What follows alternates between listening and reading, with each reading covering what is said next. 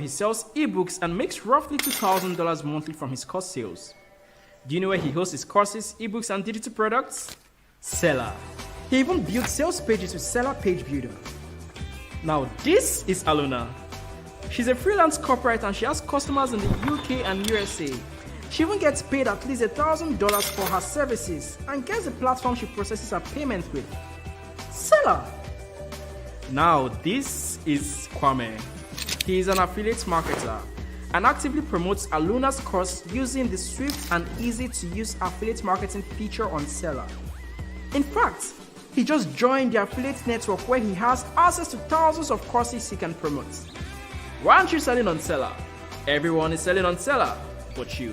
Sign up on Seller today.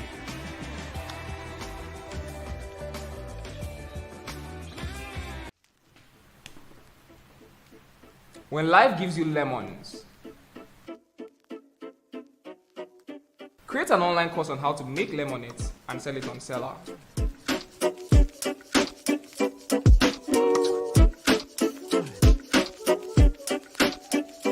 This lemonade was sweet self.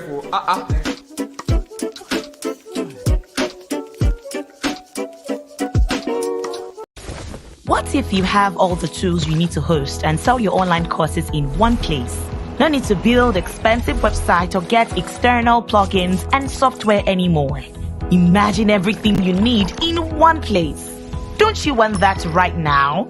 Introducing Seller Pro Plan. Seller Pro Plan. With Seller Pro, you can host up to 15 courses and have unlimited video file storage, build unlimited sales pages that can boost your sales, upsell and cross-sell your digital product to increase revenue, deliver your courses bit by bit with drip courses, sell to your international customers with Stripe and PayPal, get a free storefront to display all your courses to your customers. Quickly go to www.seller.co/pricing and pick a plan today. Use the coupon code GoPro10 to get a 10% discount on your first month.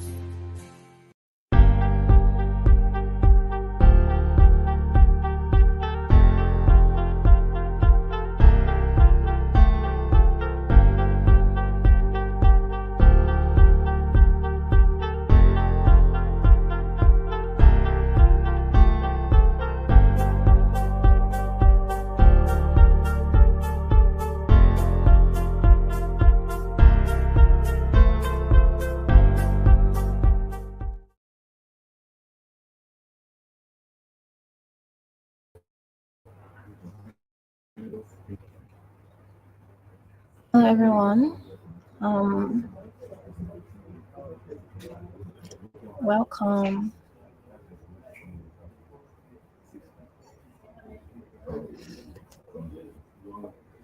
If you can hear me, please say hi in the comment section.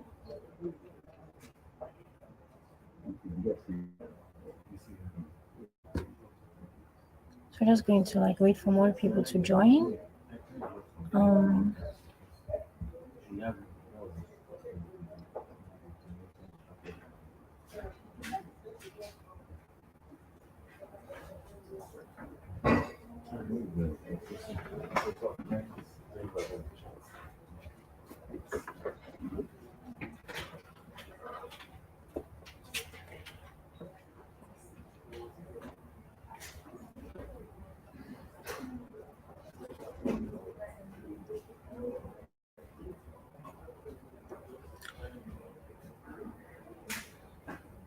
Hello, Wisdom.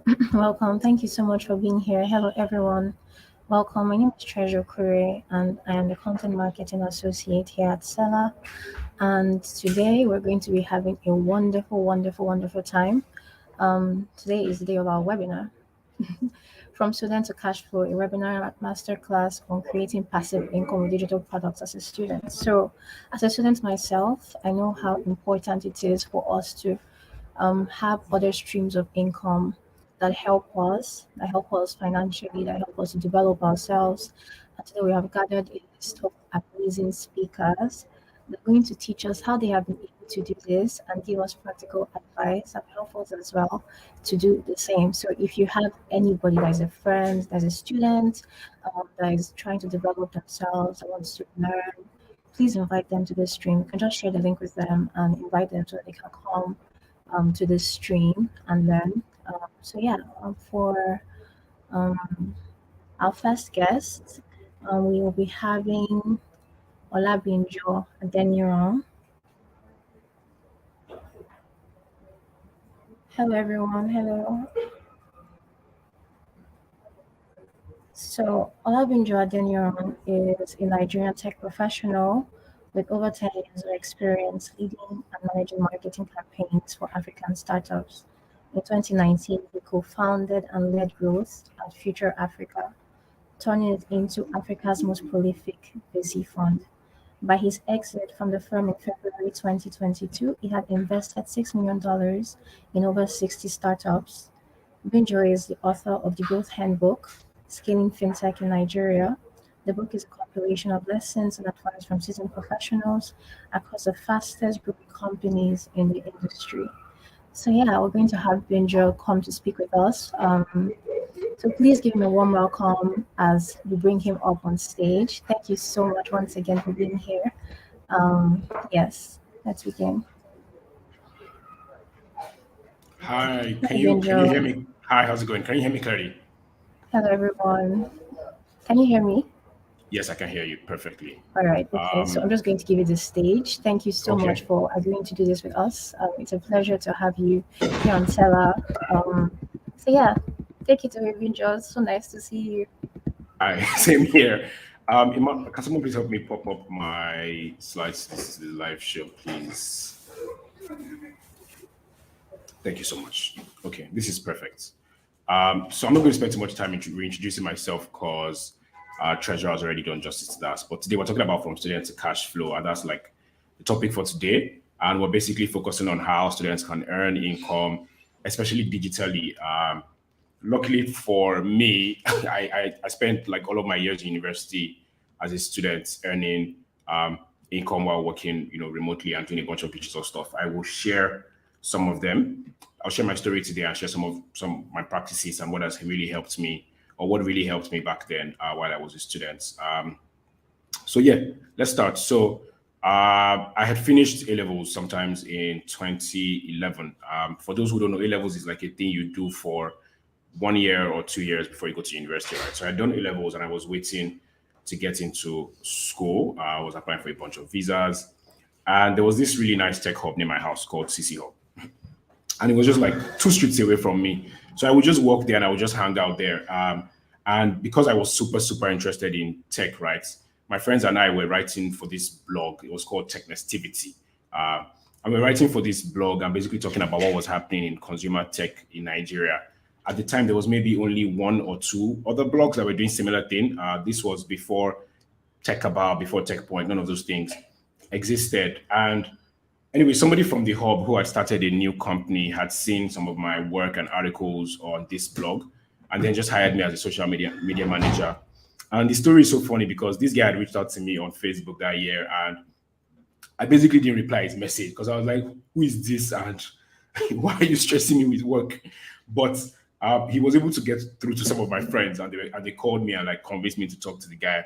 And that was my very first job in tech. It was also completely remote. So I could work from home, and I could work from anywhere really.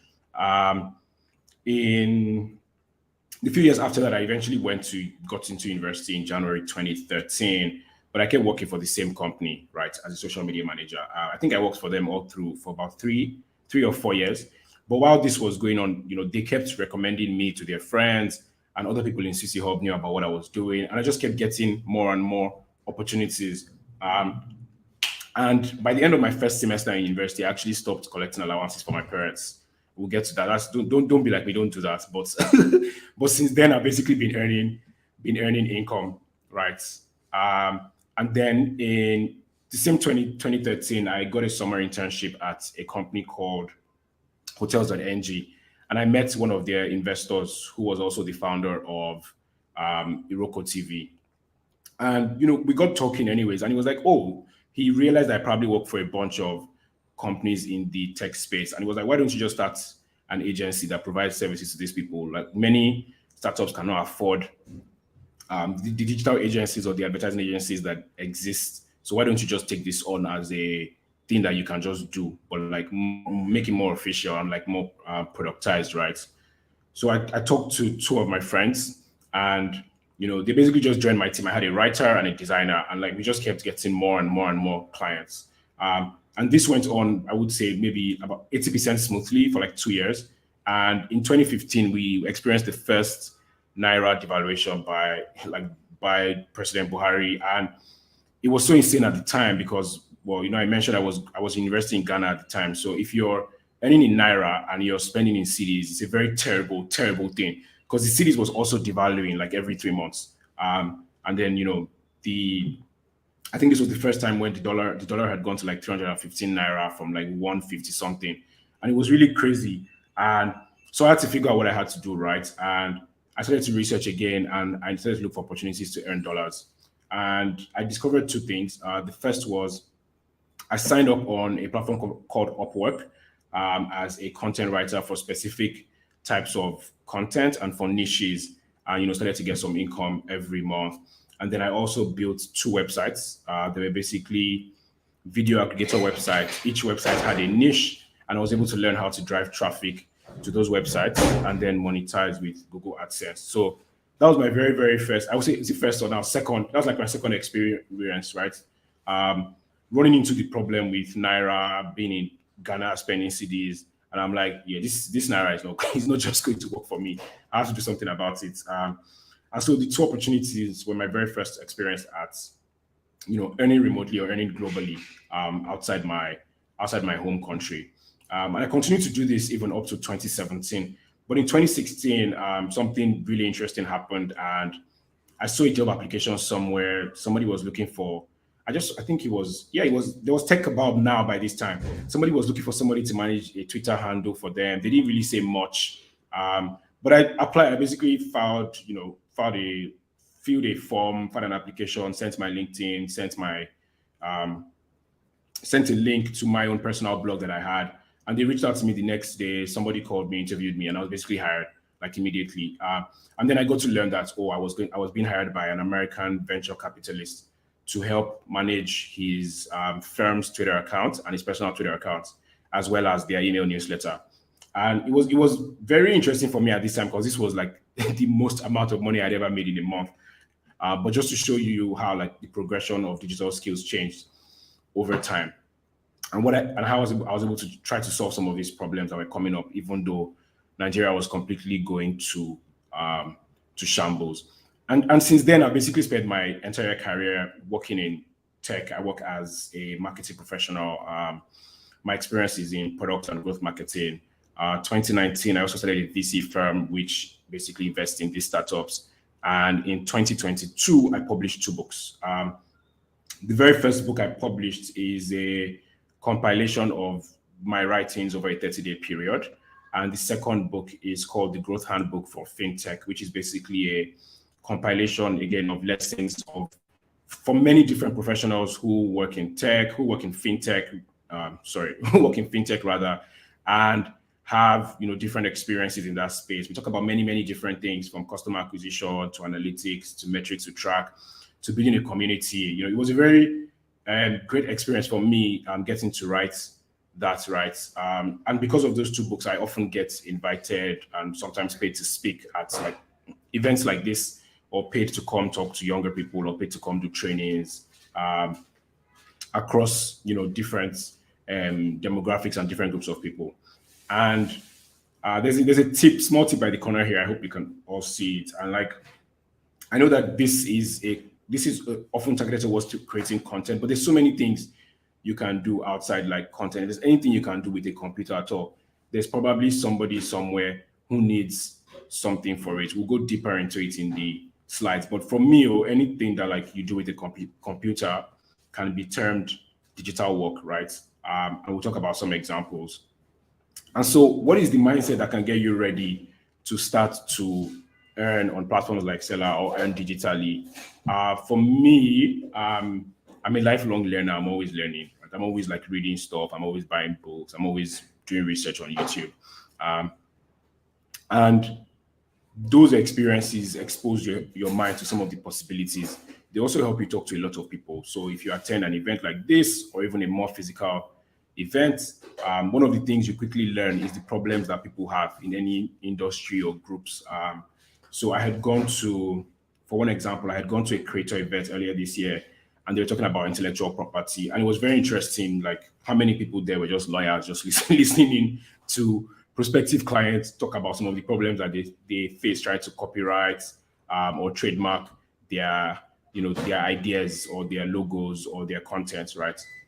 And that's just one example of some of the problems that exist in the entire world. And you now have to be able to take action to solve these problems when you discover that they exist. So in 2011, my friends and I started writing a Nigerian tech blog because it didn't exist. Like we couldn't find any blog that was talking about people in tech in Nigeria, and we thought that it was going to be a very large industry, even though at the time it really wasn't obvious, right? And that blog taught me the skills that I needed to go and do the digital agency for startups. And again, when I did the agency, it was basically because I wanted to solve problems. Like the startups that I was talking to and I was meeting at these events, they didn't have somebody managing their social media pages. And they all thought that, digital advertising was super important, but they just couldn't afford the very big agencies that were doing, some of the more flashy things. They needed somebody small and nimble that could work with them, that could move fast with them, that could, be very flexible. And so just me looking around, at the problems I could see led me to these two great experiences. And the third thing is learning how to sell. Unfortunately, you have to you have to find your way to sell yourself. And for me, I'm naturally a very shy person. I had to be able to walk up and build up the confidence to call people. When I was doing the agency, the way I got new clients was that I would go and read the tech blogs, right? And I would see the new startups. Then I would go to their websites and find a phone number or an email address, and I'll reach out to somebody there. And I would then say, oh, my name is Binjo. I do so and so agency. I noticed that your social media page has been posted in 5 days. I can help you publish content more often. Here's how much it costs. I'd like us to work together, right? Learning how to sell, whether it's in writing, whether it's in text, whether it's in talking to people on the phone, whether it's creating YouTube videos, whatever it is, you have to learn how to sell. Whether it's even like on the extreme side of things, running ads on social media, which many people do, or on the Google Display Network. Those skills are invaluable if you want to create digital content. They help you spread your reach. They help you make sure that you're approaching the appropriate and the right people that you want to use your products. And the fourth mindset is reaching out to people. I think that many people are often afraid to reach out to people in their industry, whether it's people that are their peers or people that they are senior and they can learn from.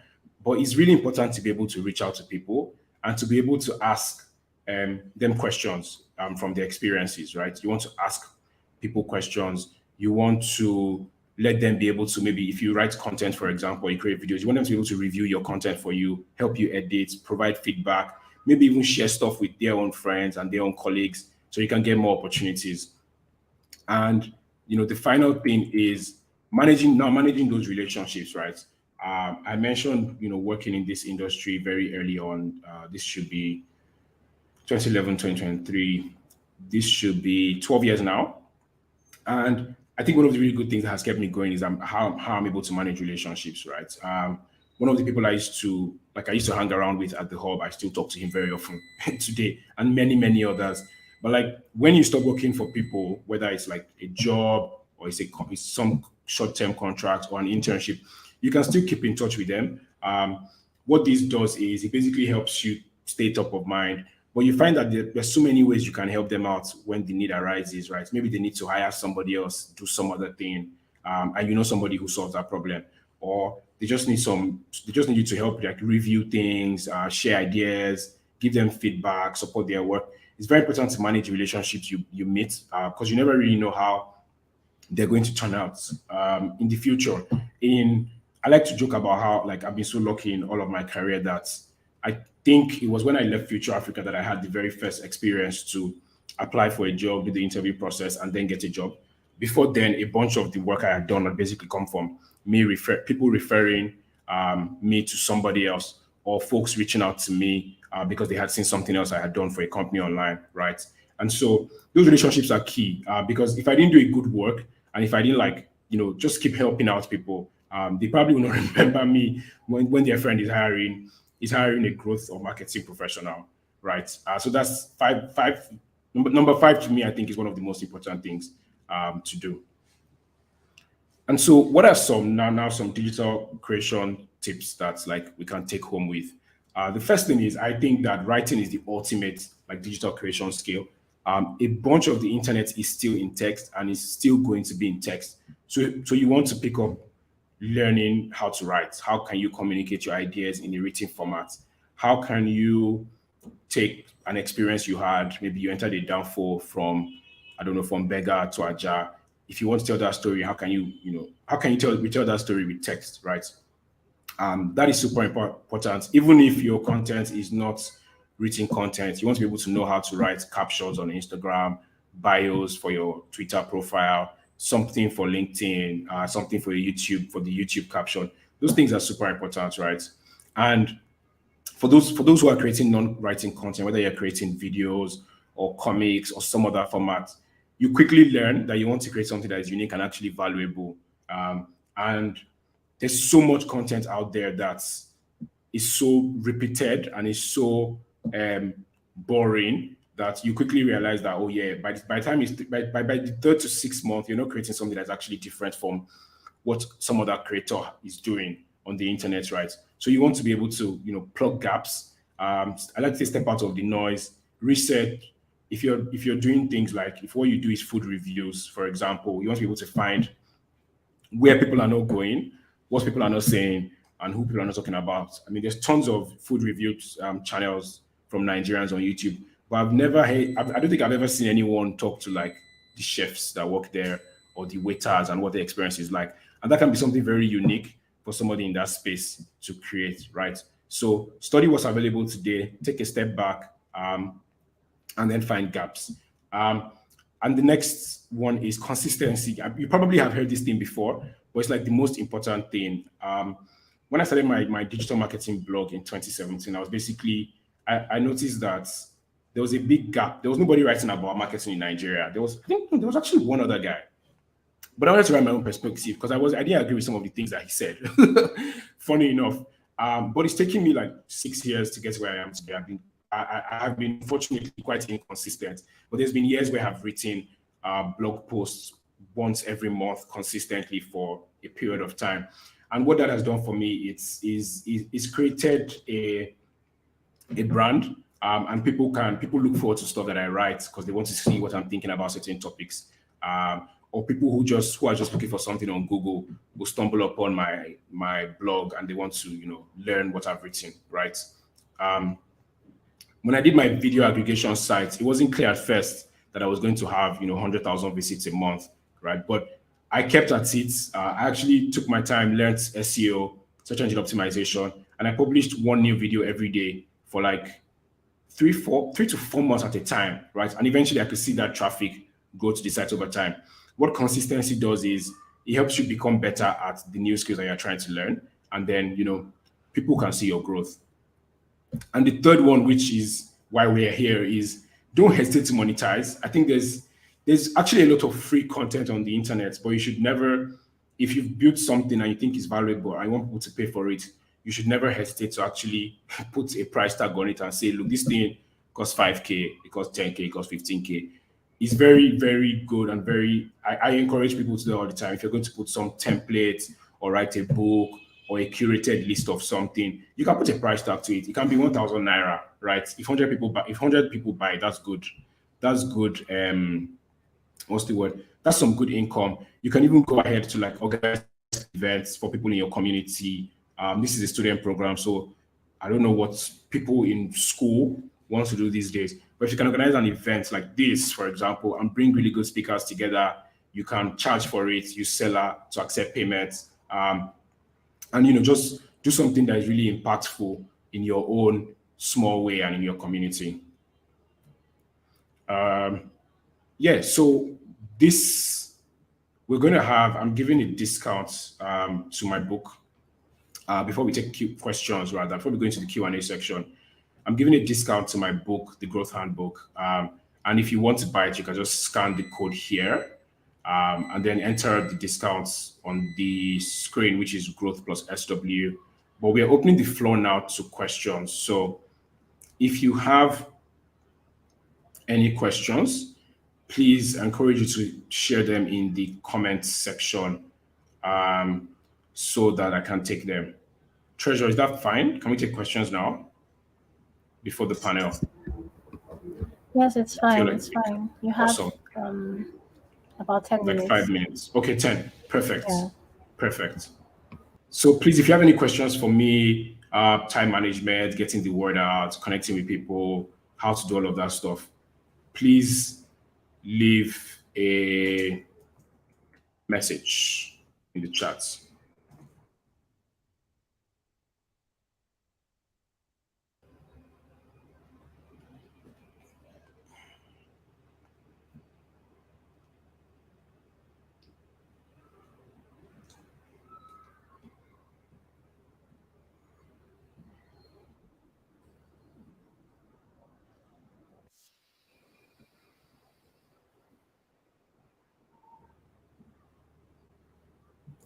Okay, anyone, any questions?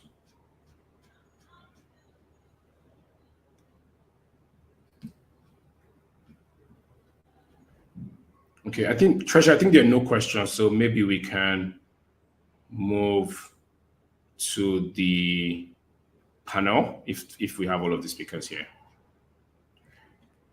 Just want to say thank you so much for coming. Hopefully we can take some questions in the panel. And you can always reach out to me. My LinkedIn name is Olabinjo Adeniro. I'm very active on LinkedIn. My Twitter is @Binjo Adeniro. Feel free to reach out to me, ask questions if possible, and let me know if there's anything that you need. I like to chat to people. I like to meet new people. I like to help whenever necessary.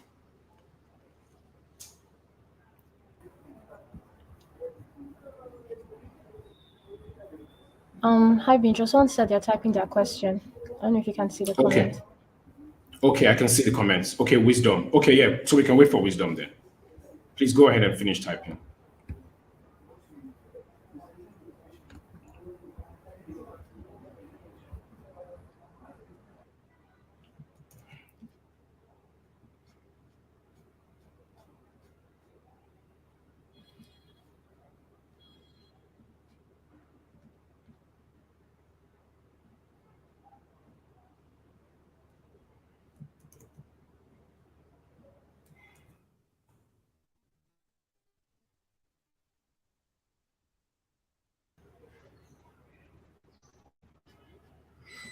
Okay, so we wait for Wisdom. Please hurry up, Wisdom.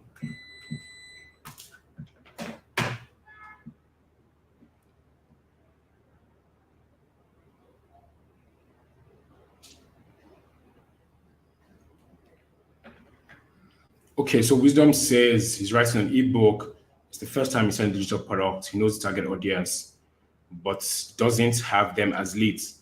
So Wisdom, I think the question you need to fit the answer to your question is basically you need to build an audience somewhere, whether it's writing for them, reaching out to them on LinkedIn, or reaching out to them in some other place. You can do that. Another thing you can do is you can use maybe a chapter of the ebook as a lead magnet and give out a free chapter. I think that's something that has worked for me. I've used this when I was working for companies, right? So give out the first chapter for free. And when people buy the book, you have their email address. You can then email them and then ask them to buy the book, right? I think that's even much better because folks get to see the value of what you're selling, and they can, go ahead and decide whether they want to purchase or not. I hope that answers your question, Wisdom.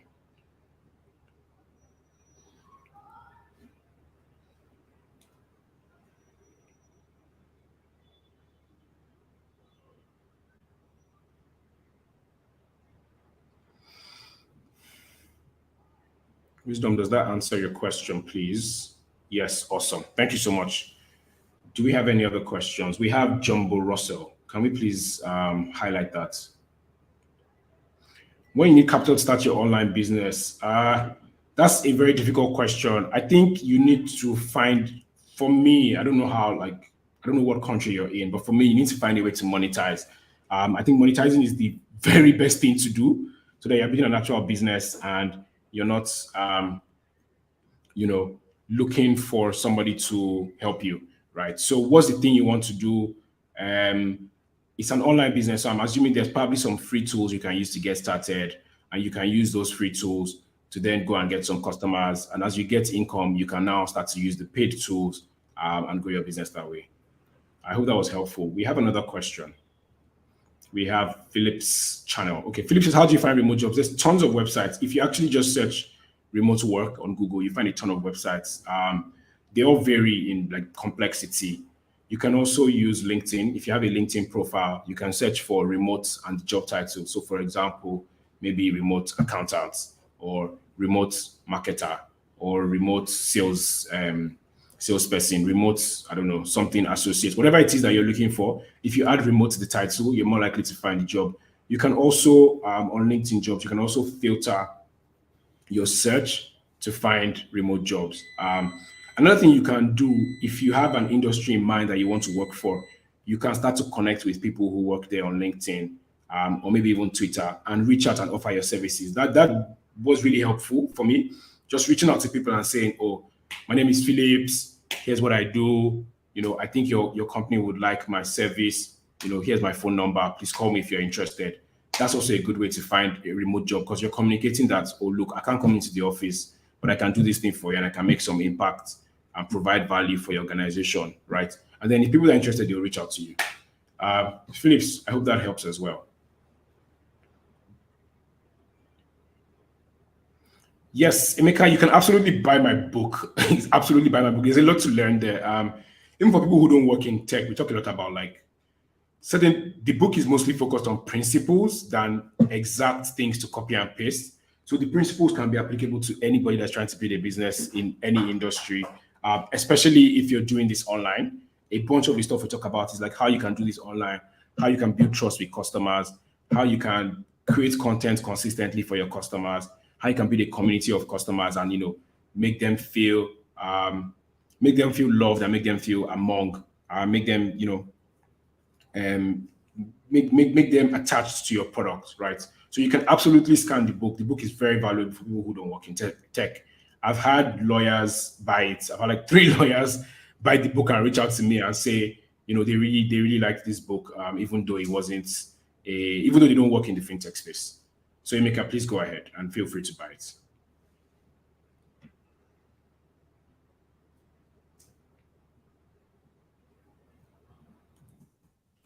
Any other question, folks?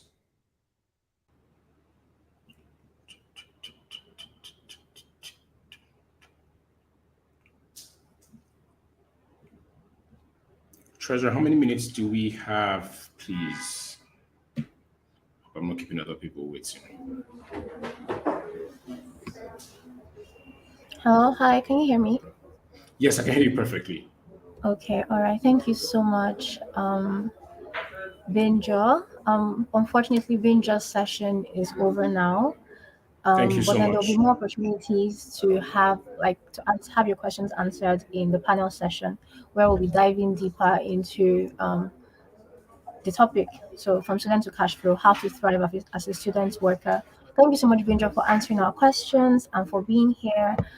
Everyone, please get Benjo's book, Scaling FinTech in Nigeria. I personally read it. I'm a student as well, and it really helped me have a better idea as to what the current climate is with tech in Nigeria. And we all know that tech is the future. Tech is where we're all headed. So if you have any questions or if you have any confusions as to what it's like in Nigeria right now, I think this book would really, really help you.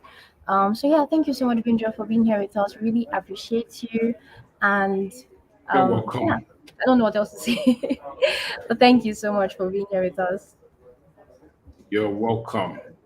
All right. Okay, see you. Bye. Okay, so we'll be going on a quick break for the time being. So maybe grab a drink, grab food, grab something, and then we'll reconvene by 6:40 for the panel session. Thank you so much, everyone, for attending this first session. If you have any other questions, please keep them, and we'll get back to them when we come back. Hi guys, my name is Lucky Elahor and I am a digital creator. One of the things I love about Seller is the ease and simplicity it provides for me to be able to transact with clients and students from all over the world. Seller has so many amazing features that I really love, so it would be hard to pick a favorite feature. But if I'm to really pick my favorite feature on Seller, as the queen of automation and someone who likes to lay a bunch of products together because I don't want to leave any money on the table, I would say my favorite feature on Seller right now is upsells and cross-sells. I love this feature so much because it allows you to sell related products or even sell the premium offer after someone buys. I love Seller so much, so you should definitely try it.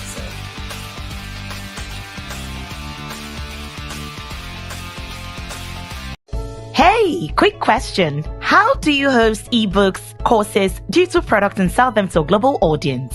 You probably have to buy domain names, build a website and add different plugins. You also have to figure out how to accept payment from international customers. And even with that, you still have to struggle with intellectual property theft. That seems like a lot of stress and you sure don't want to go through all of that. But guess what? Seller makes hosting and selling digital products easy. With Seller, you can host over 40 digital products and get a free storefront, host online courses and membership sites, build unlimited sales and landing pages, accept payment from your international customers. That's not all. You can also upsell and cross-sell on Seller and also protect your digital products from IP theft. Isn't this amazing? Join over 27,000 creators currently selling on Seller right now. Visit www.seller.co to get a free account now.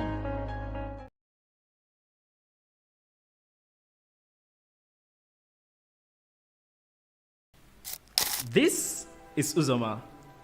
He's a course creator. He sells ebooks and makes roughly $2,000 monthly from his course sales. Do you know where he hosts his courses, ebooks, and digital products? Seller. He even builds sales pages with Seller Page Builder. Now, this is Aluna. She's a freelance corporate and she has customers in the UK and USA. She even gets paid at least $1,000 for her services and gets the platform she processes her payment with. Seller. Now, this is Kwame. He is an affiliate marketer and actively promotes Aluna's course using the swift and easy to use affiliate marketing feature on Seller. In fact, he just joined the affiliate network where he has access to thousands of courses he can promote. Why aren't you selling on Seller? Everyone is selling on Seller, but you. Sign up on Seller today.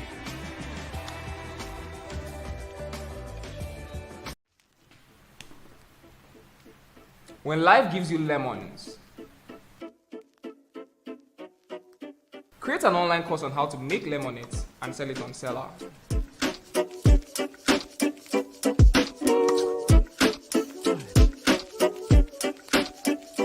This lemonade was sweet, sir.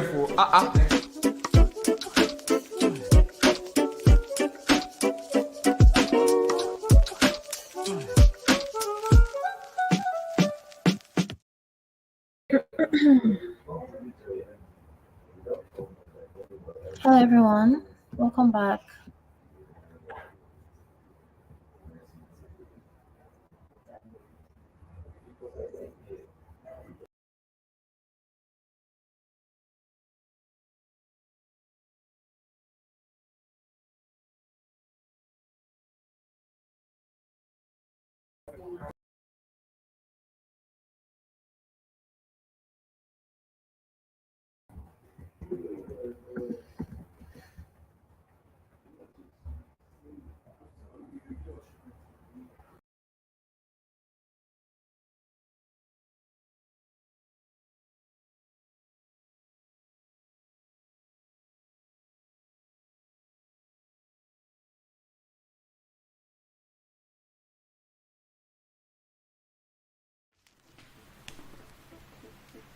When life gives you lemons, create an online course on how to make lemonade and sell it on Seller.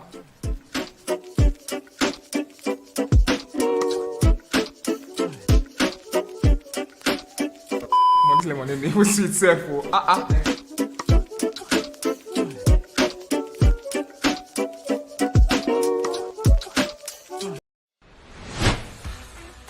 You want not just to be online, you adopt same strategy and apply in your own business.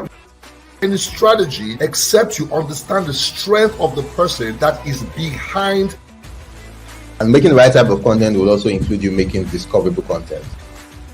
It's a gift and it's their gate pass so that they can make money, so that they can change their lives.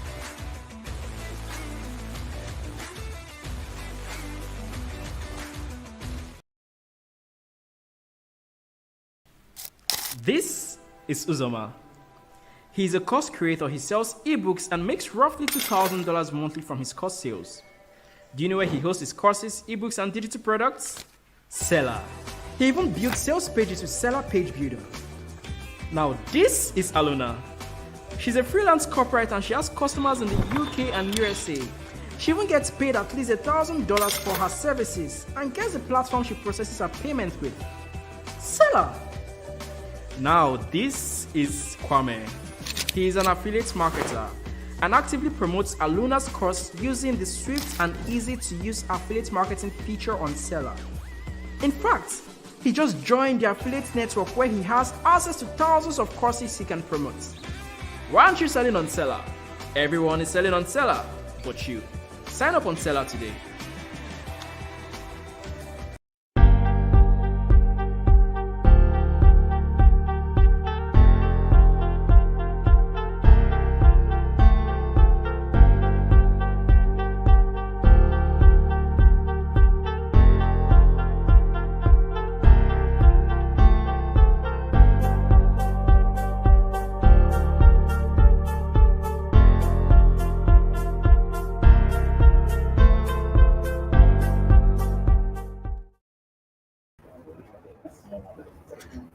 Hello, everyone. Welcome back. Welcome back.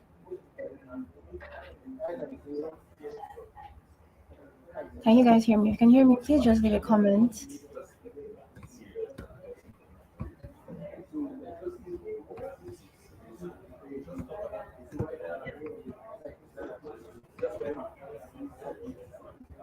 Okay, so I'm just going to give everyone a few minutes so we can all tune in.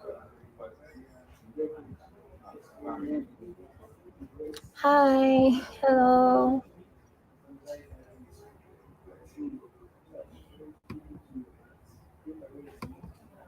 All right. Thank you so much for being here. I hope we learned so much from the first event of this masterclass. We had Olabinjo speak to us about being a student and paving a way for himself, and all the steps that he took to get to where he is right now as a growth marketing professional in the field.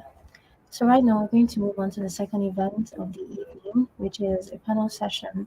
We have three amazing creatives with us this evening, and we're going to learn a lot from them from student to cash flow, how to create passive income with digital products as a student. So I'm just going to read their their dissertations, and we're going to welcome them. It's a warm round of applause. You can leave claps in the comment box so that we can see. So I'm going to start with Comfort Omovere. Comfort Omovere is a content creator, coach, counselor, and storyteller. She's also the creative director of Phoenix Black, an online platform that's focused on helping people nurture healthy relationships, enjoy overall positive well-being, and strive towards growth and self-development. Hello, Comfort. Can you hear me? Hello, yes, I can. Hi, it's so good to see your face. Thank you. You look so radiant. Hello, Thank can you you. hear It's me all the now? lights. It's all the lights. Thank you. It's a delight to speak with you. Thank you for being here. The next speaker we have for this panel is Agbaje. Agbaje, popularly known as Itsnet, is a filmmaker and video content creator with a passion for using visual storytelling to captivate audiences. His content blends technology, storytelling, and cinematography. He has built a loyal following of fellow creatives inspired by his innovative approach to the craft. Agbaje has worked with a range of high-profile brands, contributing his unique vision to projects that engage audiences and drive results. Please give him a round of applause as we bring him off the stage.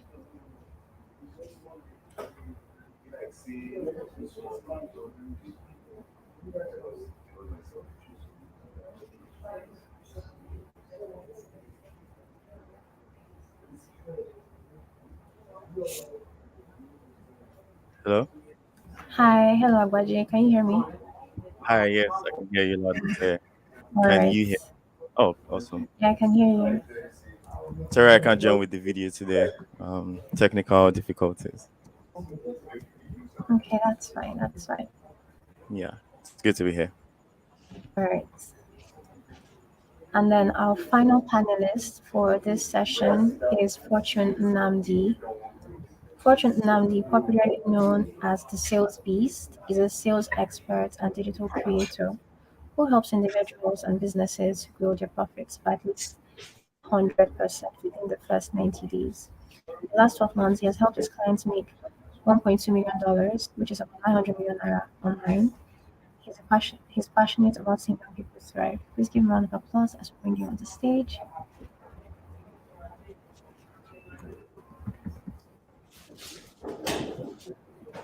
Hi, Fortune. Yeah, good evening. Can you hear me? Yeah, I can hear you. Loud and clear. All right. All right. Mr. Daniels, good evening. Good Phoenix, evening, good bro. evening.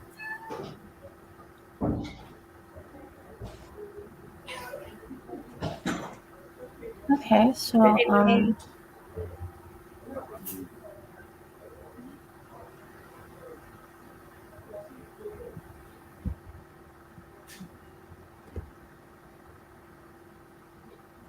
okay, all right. So are we ready? Wow, I feel left out. I knew you were going to say that.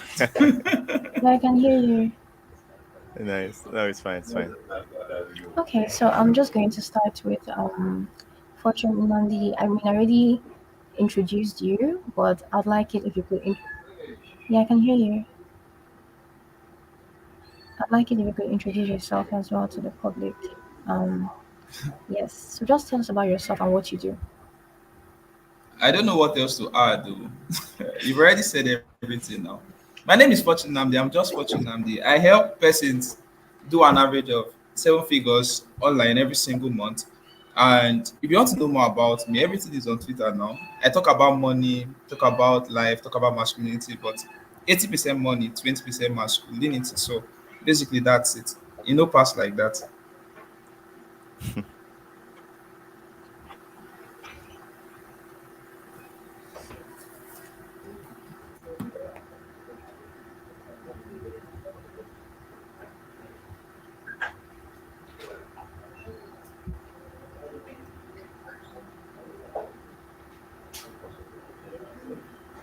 Okay, thank you. It's a pleasure meeting you. Phoenix, come forward. Please tell us about yourself and what you do.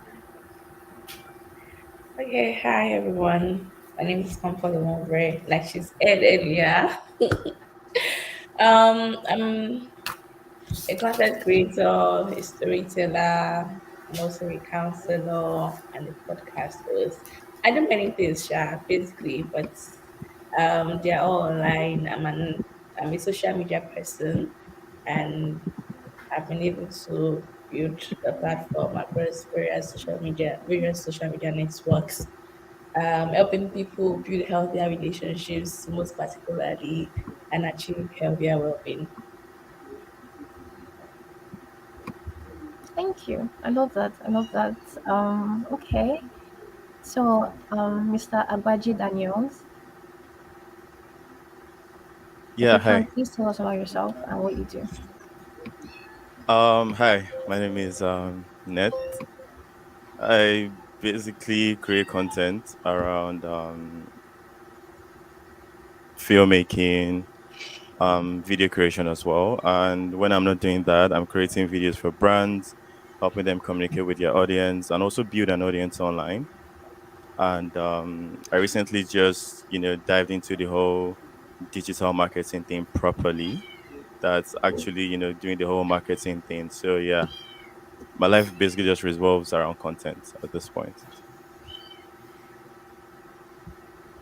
Okay, that's nice. That's nice. All right, so today we're going to speak about being a student and basically creating a life for yourself, right? Because we know how, I mean, I feel like all of us have experienced what it's like being a student and then wanting to do more than just studenthood, wanting to take care of ourselves, wanting to take care of our families. There's a lot that goes into that. So we have like a number of questions that we're going to take. And then when we're done, we're going to leave the floor open for our amazing audience to ask their questions. So I'm just going to ask everyone. I mean, except comfort. I'm not sure. I don't know if you're a student at the moment. Are you a student at the moment? No, I'm not. I'm so envious. Okay, so Fortune, hi. You're a student who's also in school and who like works, right? What has that experience been like for you? Experience is just there. I'm just doing what I need to do, basically. It's not like school is affecting anything I'm doing. I'm already in my final year, so Okay. I'll soon be done. So school does not affect me per se. It depends on how I want to do what I'm doing. A lot of persons have issues with what's it called, merging school and business. Work. But then it depends on what's priority to you anyway. Yeah. Like when I left home, when I gained admission several years ago, remember my mom was like, she was teasing me, don't forget to bring first class come house. So, and I'm like, other children can give you first class, come on mind for that side for where I did. I'm not bringing it home, okay? Real. So I'm going to come back home with a certificate for you, and I'm going to give it to you. But if it's a first class, you're not getting it from me. So it depends on what's your priority anyway. You can, my guy, what's it called, Porsche Tamilore. He got a first class. He did business online. So there are persons who are doing business getting a first class, but I'm not one of those guys. Okay, so that's just. Okay. I'm glad you. What about you? I think it depends on priority, to be honest, and balance as well. I mean, some people can figure out the whole balance thing properly, but it's harder than it seems, really. But then priority comes in, and then you have to decide, okay, what do I want to take, Yeah. as more important than the other, and then believing in yourself as well. I'm not saying drop out or anything, but if you can get the balance thing, that's great. But if not, then just try to get your priorities intact. Okay. All right. Thank you so much for that. I actually agree. I feel like as a student who works, I know that like priority plays a huge role. And sometimes priority changes. It's not always school or work. Sometimes it's like, oh, I need to focus on school now because maybe I'm writing exams. And then sometimes work takes the upper hand. So I mean, comfort. Before you were a graduate, you were a student who worked, right? Yes, I So was. I like, what was started that like for working. you? I started working in touring level. I was able to build a five-figure freelance business before I graduated, and it was not easy. Wow, I know that's impressive. Thank you. Wow. In my 300 level, I know that I was basically non existent in school. I was only showing up for practical tests and exams. And then my classmates were carrying different kinds of Yeah, that's rumors me. around, but I didn't really mind. But then when I got into 400 level, I knew that, okay, I need to actually focus on school this Yeah. time because this is the last year and I want to Mm-hmm. finish strong. First class was never the goal for me. Yeah. And thankfully, my parents did not expect it of me as well. They just said, oh, just go to school and come back as long as you come with this degree. So I made my lecturers understand that, okay, I'm working and schooling. So they actually gave me lots of allowances. I was in a very Oh. small major. So when I was late to class, they understood. When I could not attend some classes, they understood. And that helped things, flow more smoothly. But overall, I'll agree that priority, like something has to give at some point. You just have to decide, okay, this is what I can let go of right now, and this is Yeah. what I need to focus on. At the start, I had to focus fully on school, on work because I was just starting. I needed to really, establish myself. Yeah. But when things began to, make more sense, I was not able to Mm-hmm. focus on school. So yeah, Okay. priority. Actually, I wanted to ask you if you studied in Nigeria because you said that your lecturers were so understanding. Yes, I studied in Nigeria. In my department, we're like 145, but in my major, we're just three. Oh So wow. we had this personal relationship with our Yeah. lecturers, and it just made sense. That's nice. That's nice. Ah, God win. Anyway, okay, so Fortune, I mean, you already answered that a bit, but just want to like on a more in-depth level, how do you balance school with your work? Like, how do you balance school with your work? What do you do? All right, no problem. So what I do is basically, I'm not the guy that goes to class, okay, and everybody knows that in my department. So what I do is when they are assignments, I have few guys like my guys, and I tell them how for assignment they send me make I do. For instance, tomorrow we'll have a presentation, and they told me about it, working on the slide. When there is test, they tell me about it.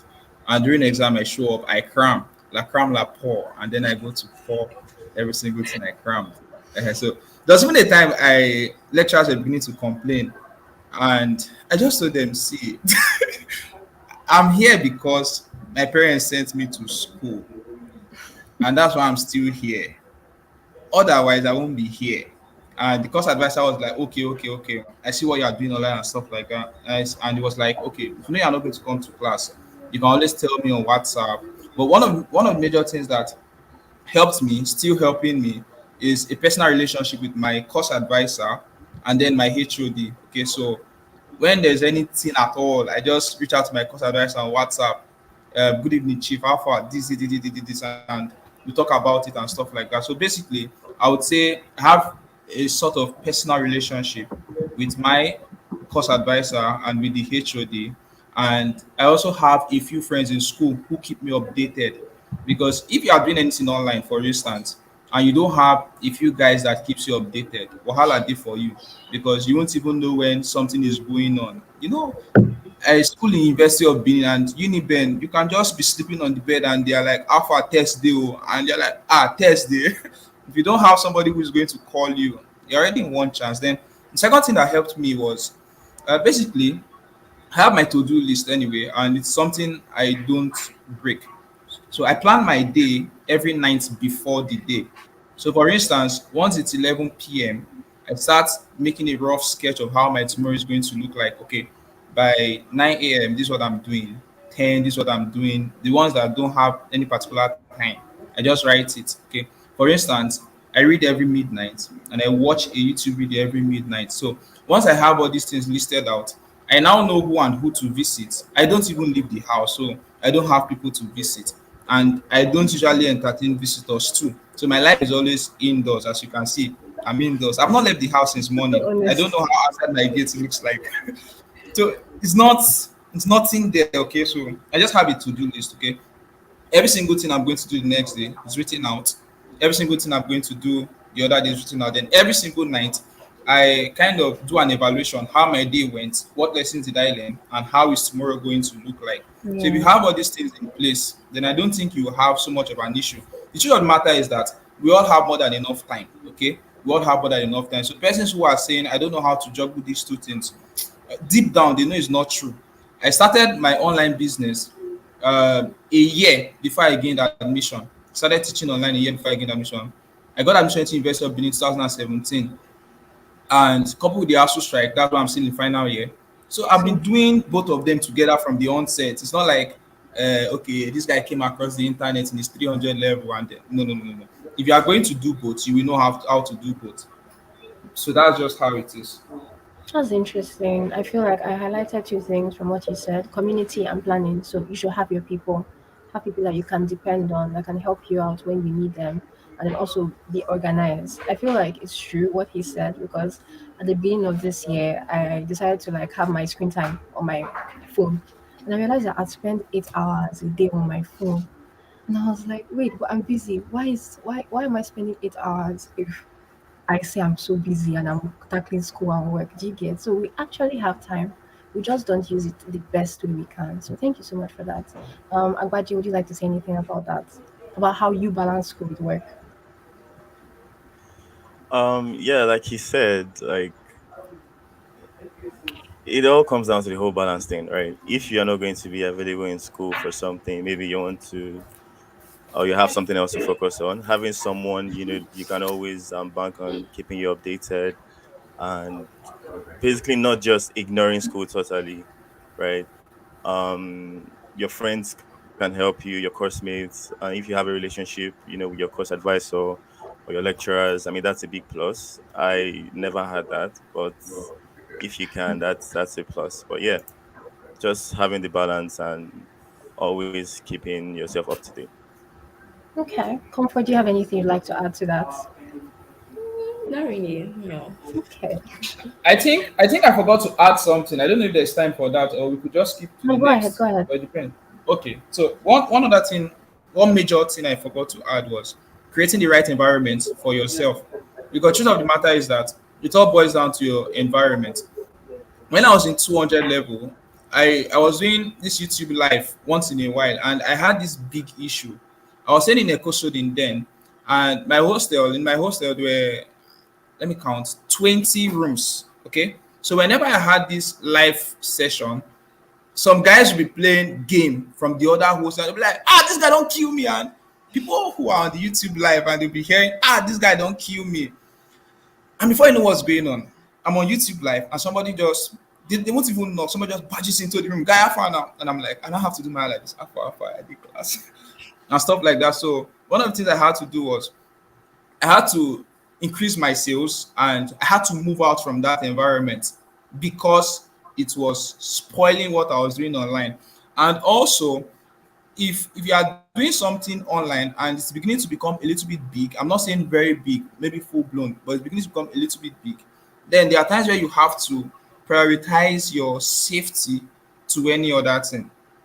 For instance, when I was getting into 300 level, 400 level, there was something that usually happened. Everybody that worked with me around school, they got angry because before we work for 3 minutes, they're like four persons saying, I know you did it, and all those many drama. And so Ecosony happens to be the very place where majority of the students they stay. So I had to tell my guy, how far next year they come up for year and stuff like that. So I had to run out of that particular place for my mental sanity because these guys they don't even know how your schedule looks like. You might be in a haste to somewhere, and four people they want to greet you, and if you don't answer them, you don't enter wahala. That guy is very proud. That guy is very arrogant and stuff like that. So if your environment is not increasing your productivity, then it's decreasing it because there's no in between. So you just have to get out of that place. I think it's a worthy investment anyway.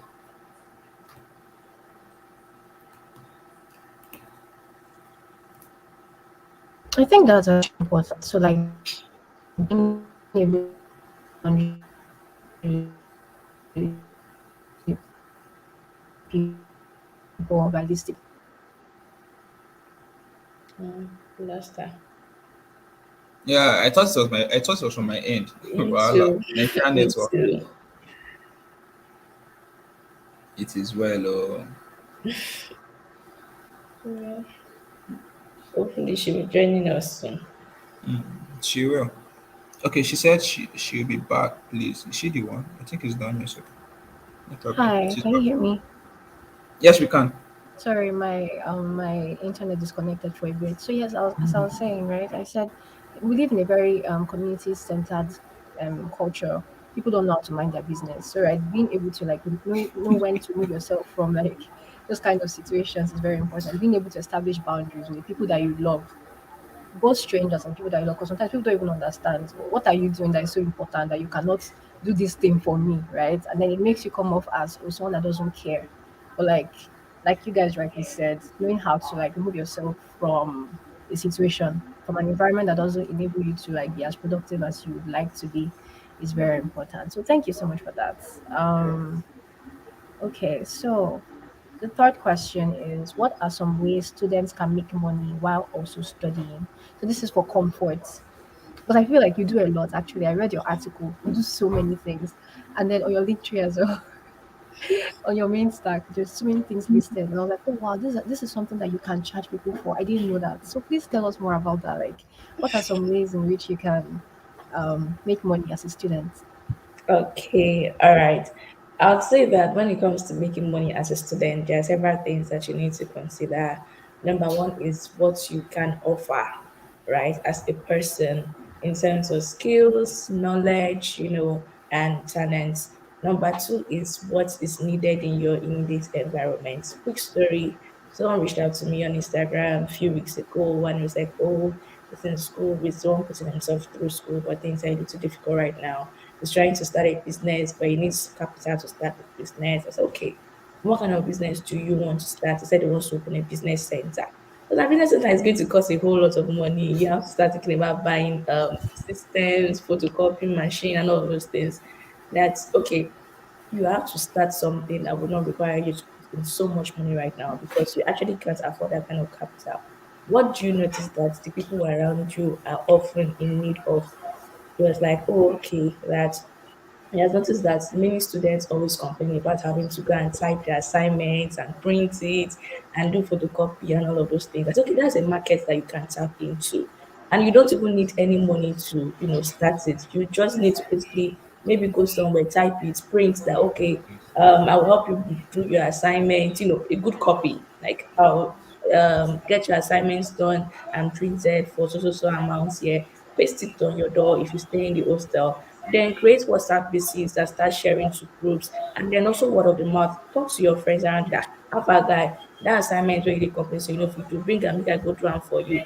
Like by the time you start doing this, people will start telling people that oh God, I'm so tired. I don't know. Okay, you get person if you do this thing for you. Bring an am I connect you to this guy, and before you know it, you'll be able to save up enough if you know what you are doing that you'll now be able to finally establish your own business center. So if the business center that you're going to go to will charge you, say, 1,000 naira, you can put 500 naira on top. And that will be your own money for your own services. And trust me, people will pay for it because these days, even students are looking for comfort. They don't like stress. I know in school, I paid for someone to have my assignment done and printed for me so many times. So another thing that you can do is to look into what is needed, like what are people really looking for around you, in the student area. And you surprised, you see so many things. I went to OAU, and OAU is like the up for doing business in school. In those stores, you see students selling eggs, tomato, fish. It was really, really crazy. And they were making it why because they realized that okay, people need these things within the hostels. People don't want to always have to make the trip to market to buy these things. So if they have it in the hostel, if I have it in the hostel, they can easily come to me and purchase from me. So yeah, when you have those two things in mind, it now becomes okay, which one do I want to do? Which one do I see myself doing easily? For me, when I first started in on level, I was planning events, I was getting paid for planning events. Exam period, I would cook soup because I love cooking and I knew how to cook. And exam period, many people are not ready to cook. So I'll start selling pots of soup to people during exam period, right? And then I was also making air because I could do it, was what worked for me. But when I now realized that, okay, in 200 I could actually make money from writing, which was much more comfortable for me as a writer. I'd always been a writer. So I dropped all of those and I switched to writing and I began to write full time, or part time, considering I was doing it with school. So ask yourself, what can I offer? What are the services I have to offer? What knowledge do I have? What skills do I have? And what do the people around me need? Of course, you can move from the people in your immediate environment and decide to go global. Like I said, now people are online, and there's so much to be honest from the online world right now. So many people are looking for what you have to offer. If you realize that you know how to take videos, you like taking pictures of your day, you can record a day in my life, start content creation, build a community, and look at how you can scale up and monetize your content creation. Like if you know that you know something, if you are really, really good at something, you can start offering tutoring services to not just the students in your vicinity, but you can take it online as well, right? If it's maths and you know that you really know maths, but people struggle with maths, you can start giving maths lessons online, and people who really need this will follow you, whether it's English or geometry or physics, anything at all, you can start teaching online. And if it's just the fact that, you are able to just talk to people, realize what their problem is, and offer them solutions. You can also turn them on to clarity sessions and start offering clarity sessions online, right? I would say that more than just looking within your immediate environment and what they need, we need to also open our minds to the world out there, what is obtainable out there, and look for how we can continue to scale up. When I first started writing, I was writing for people who were collecting the jobs from clients abroad. I was like, they were cheating me, right? But then I realized that okay, these people were actually getting this project from somewhere. So what did I do? I went ahead and I created my own freelance profile, and I started making my own money working with publishing companies, and things were so much better. So always look for opportunities to grow as well. Just know that no matter how good things are right now, you can definitely get better. So keep learning and keep looking for ways to scale up. Don't be limited by your immediate vicinity. Thank you, thank you, thank you. I liked that. You mentioned like how you'd see needs around you and you'd meet them. And you reminded me that when I was in 200 level, I started creating Canva posters for people who were running for things in our faculty. So when they'd run for one position or the other, I'd create Canva posters for them. I didn't monetize it, but then looking back, I feel like that's something I could have monetized and for everybody. So yeah, that was really, really fun. So Agbaji, would you like to add anything in addition to what Comfort has said here on ways in Yeah, I which feel students like can make money while they're also studying? okay, From like the digital parts, like anything you'd like to add? okay. So I really loved the approach. She said that's actually a very solid approach. Another thing I would like to add to that would be, okay, let's just say if anyone comes to meet me today and says I want to start making money online, and let's say you're a student, you don't really have the time, I'll say you should learn a higher income skill, right? She says she's a writer. There are a lot of high income skills out there, and I know people are scared that with this new AI thing, the jobs will be reducing. I don't believe that, right? So if you can learn a high income skill and then add the AI thing to your portfolio, you can actually like leverage that like and be on top of other people that do not know how to use that to their benefit. So high income skills like video editing, script writing, copywriting, graphics design. Personally, that's what I used to make my first 1,000 naira. Basically, I didn't even know I could get paid for that because it's video editing is something I've been learning since secondary school, and then someone offered to pay me for an edit. It was 1.5, by the way, not dollars. It was naira. But I was happy. Like I realized that okay, there's something in this thing, and I could scale it up, and it just went up from there. So if you can learn a high income skill, find something that you have passion in. Don't just learn video editing because someone that is making $1 million from it or 1,000. Nah, don't do that because at the point you just get frustrated. Trust me. So look for something you have little interest in, and you can build the interest and build your skill from there. And then along the way, you can start to monetize it little by little, and before you know it, you won't remember like how you started. Thank you, thank you. Okay, all right. So I'm looking at the time because time is 7:12 and we have till 8 p.m. But then I want everyone to have time for questions. I'm only on like the third question and there are about 13 questions here. So I'm just going to go to imposter syndrome.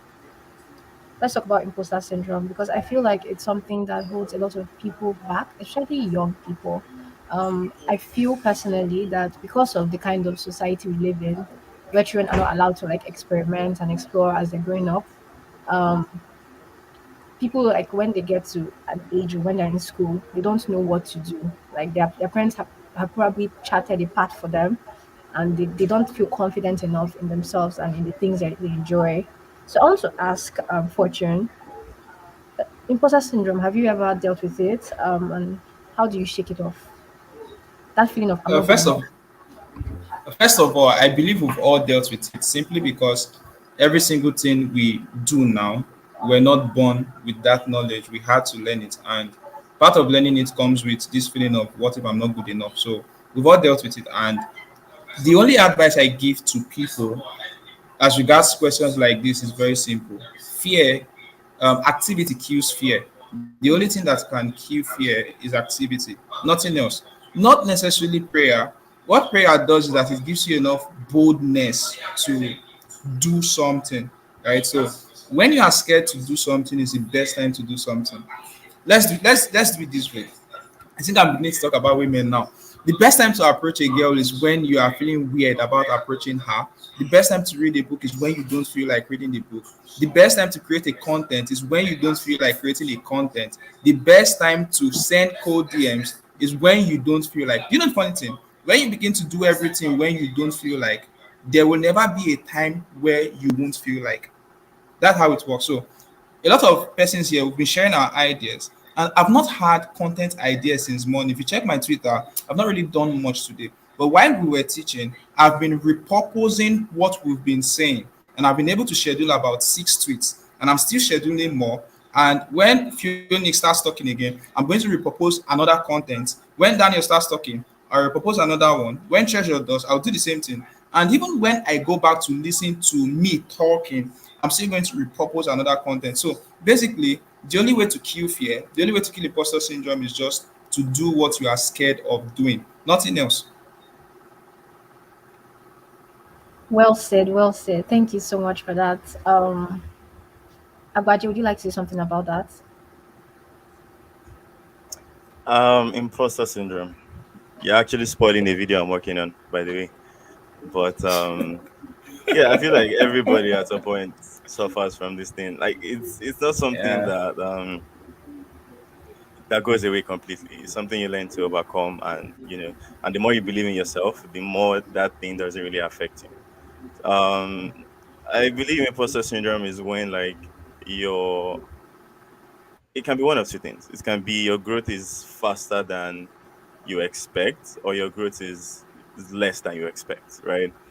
And there's really no balance, because when it's balanced, you are getting comfortable, and it can really mess you up. So you just have to find a way to believe more in yourself. When I start to struggle with something like this, I try to go back to the videos I've created in the past.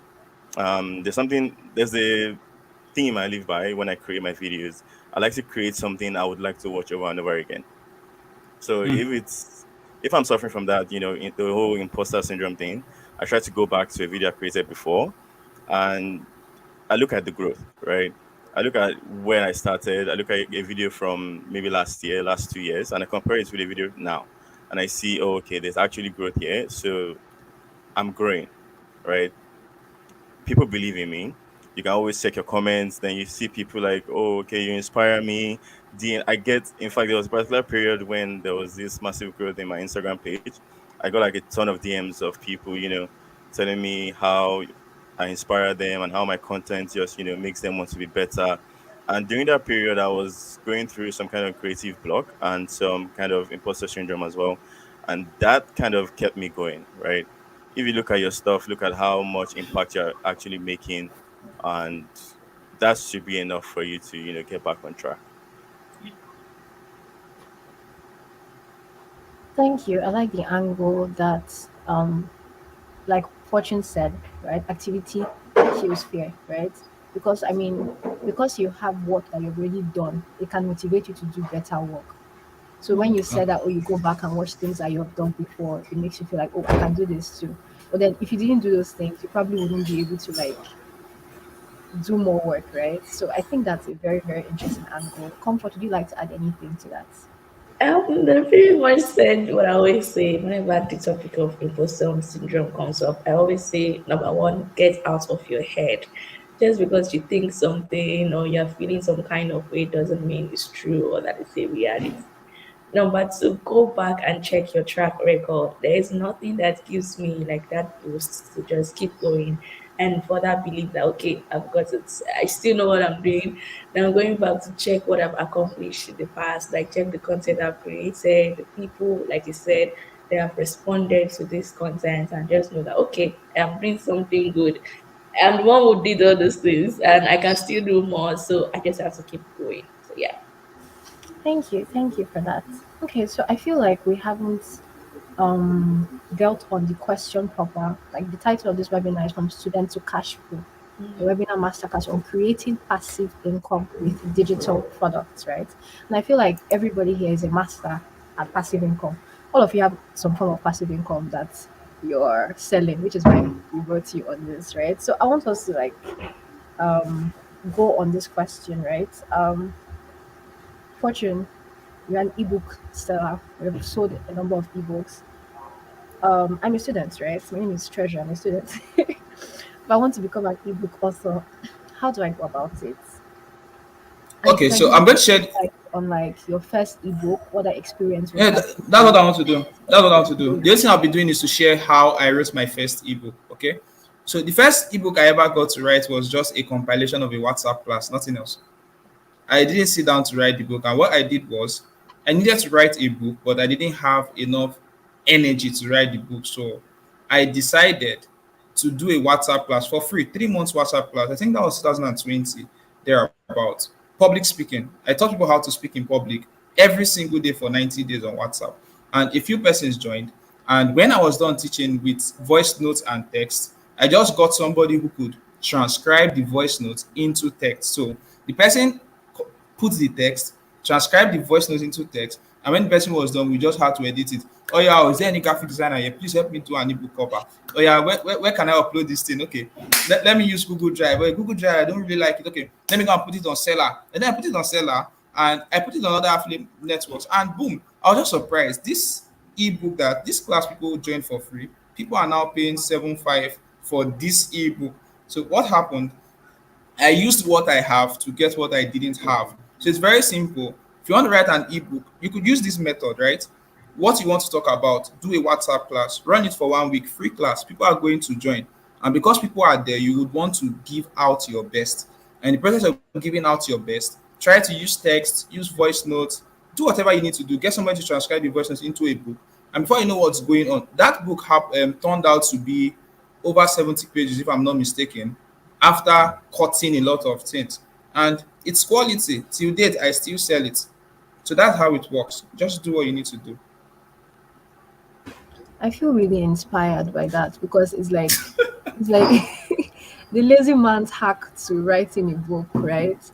And then Mm-hmm. also it makes me realize that sometimes we overthink this P, right? We think that, oh, Simple. in order to write a book, it has to be a certain way. I have to be inspired. I have to be sitting on top of a mountain with light falling on top of me.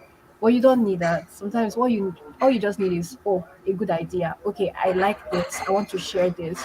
Okay, so how do I motivate myself to write about it? Like Fortune said, right?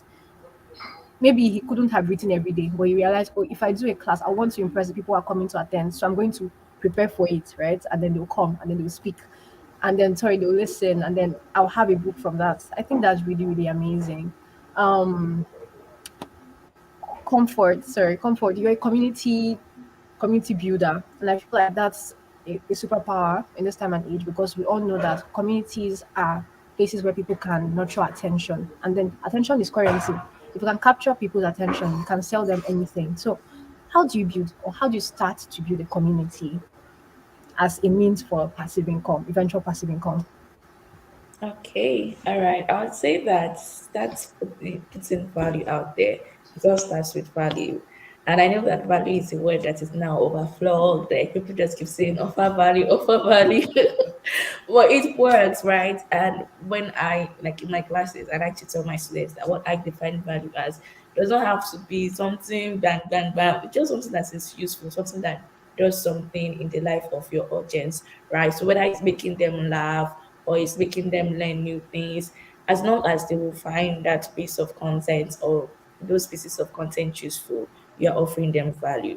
So you have to try actually have to start putting things out there because when you're putting things out there, that's when people will begin to, a community is like a circle of like-minded people, right? So how do people know that we are like minds if you are not showing them that okay, these are my opinions, these are my thoughts, these are the things I love doing, these are the things I'm passionate about. You need to first start by putting yourself out there, right? And just offering them value. It could be vlogs, that just shows them that okay, this lifestyle I'm living, you can live it too. I'm a student, the Nigerian system is giving me headache, but I'm still finding moments in between my days to have fun and connect with the people I love. And people can just love that.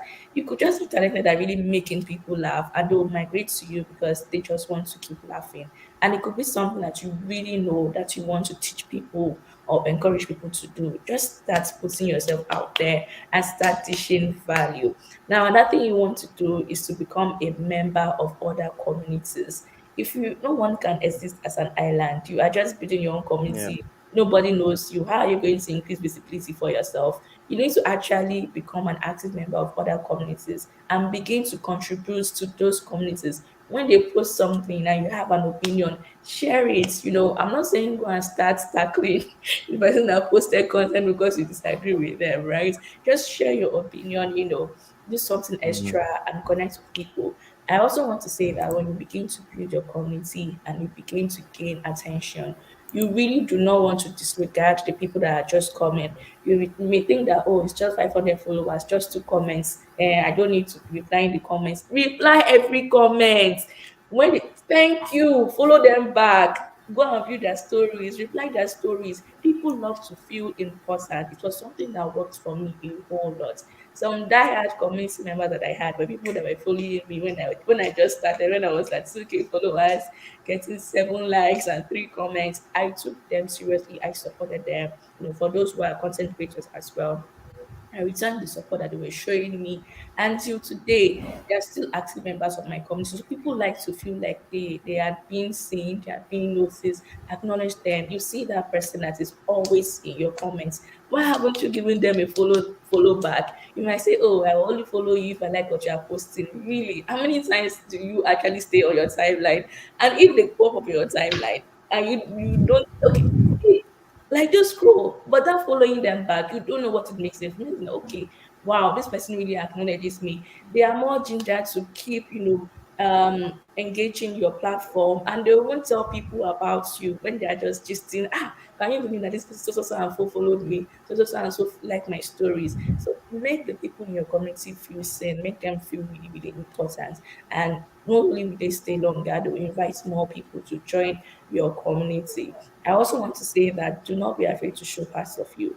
Sometimes as content creators, we get too carried away coming to offer value, value, value, value, value. But you are not a robot. Show them the person, humanize your platform. Let them get to see the person that is behind that. Because at the end of the day, people are connecting to other humans. No matter how much you have to offer, they want to feel like they know you and they can, relate to something about you. They can connect to something about you. Now, how do they feel that? By showing them who you are. Take them along a day in your life, no matter the kind of content you are creating. Integrate lifestyle content every now and then, right? A day in your life, share something that you are really passionate about, something you enjoy doing, something you really love. Use your stories, your status, if you are on Instagram or WhatsApp, to really, really connect with your audience. And yeah, don't be in a hurry to start selling to people. This is a mistake that many content creators make. You just started and you want to start saying, come and buy, come and you've not even seen anything that will make them come and buy from you. They're not convinced yet. They've not fallen in love with you enough. And you want them to come and buy. Serve first, serve, keep serving until you get to a point when you feel like, okay, I have put out enough to convince people that whatever they are buying from me, they are going to be getting good worth for their money. Then you now start selling. And also, don't be afraid to give out freebies. Give out freebies a lot. Use it. I don't let the freebies go to waste, please. Use it to build your email list, right? It's called lead marketing now. Whether it's a free book or a free webinar, free masterclass, give out freebies. It's going to make people fall more in love with you. So yeah, I think I'm giving some things out, but I'll just stop there for now. Thank you so much. That was really, really insightful. Basically, you have to give attention for you to grow. I think that's really great. I think I took a few tips from what you shared as a content creator myself. So thank you so much for that. The next Can I question can is I add something to what she said? Sorry. yes, please go ahead. Go ahead. All right. Oh, All that's true. right. You're a content creator as well. Go I ahead, try. sir. So there's something you mentioned. You mentioned community, and I feel like people really underestimate, like the power of community. And there's a thin line between having an audience and having a community, right? What I believe, like in my own terms, right, community will be an audience that you listen to, an audience that they feel special, like you said, an audience that you hear and you actually like create for, right? Because it gets to a certain point where you stop to create for yourself. I mean, don't get me wrong, you still create for yourself, right? but like you create with your audience, with your community in mind, and that's when you now get to that community level. Yeah.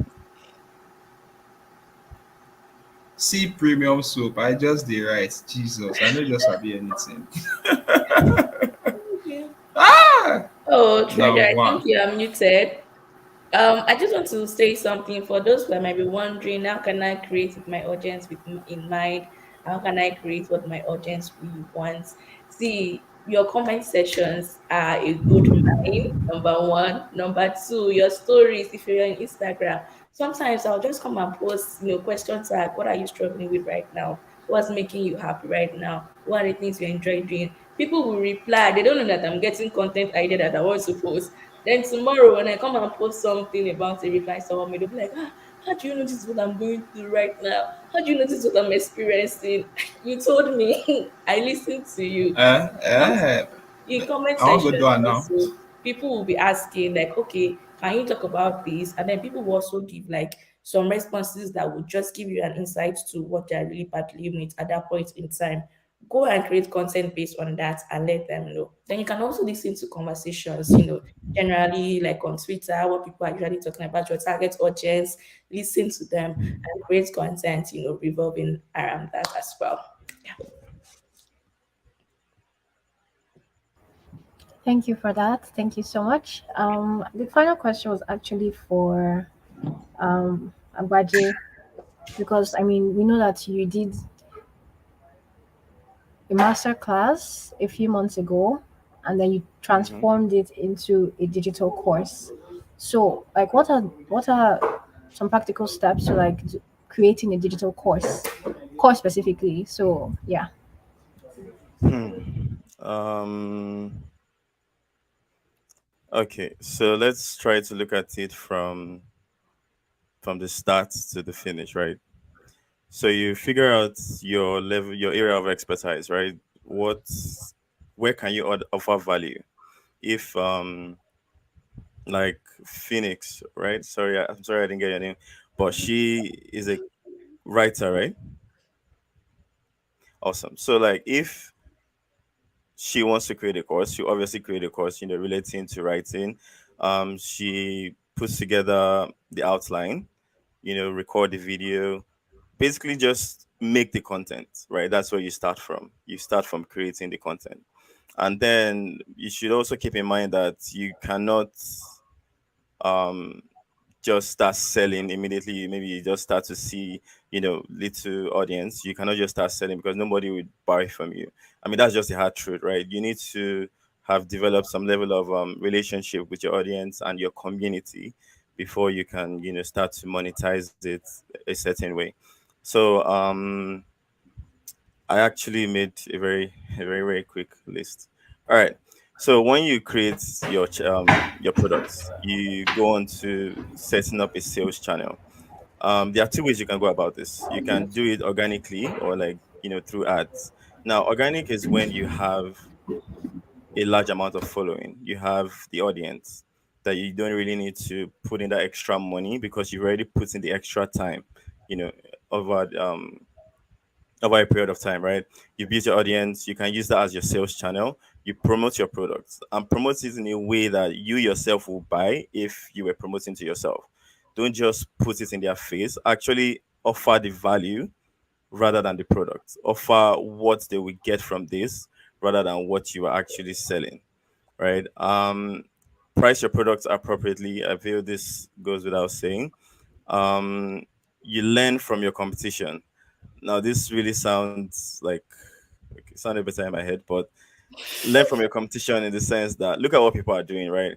You have mentors in the space. Look at them. Look at how they're promoting their content. Look at how they're, relating with their audience and their community, and try to pick up certain things. Try to pick up the things they are doing that you think is going to work. Try to pick up different things because the reality of this thing is trial and error. Nobody really knows what they're doing. It's kind of like, okay, you try this, this works, this doesn't work, this works, this doesn't work, and eventually you get the hang of it.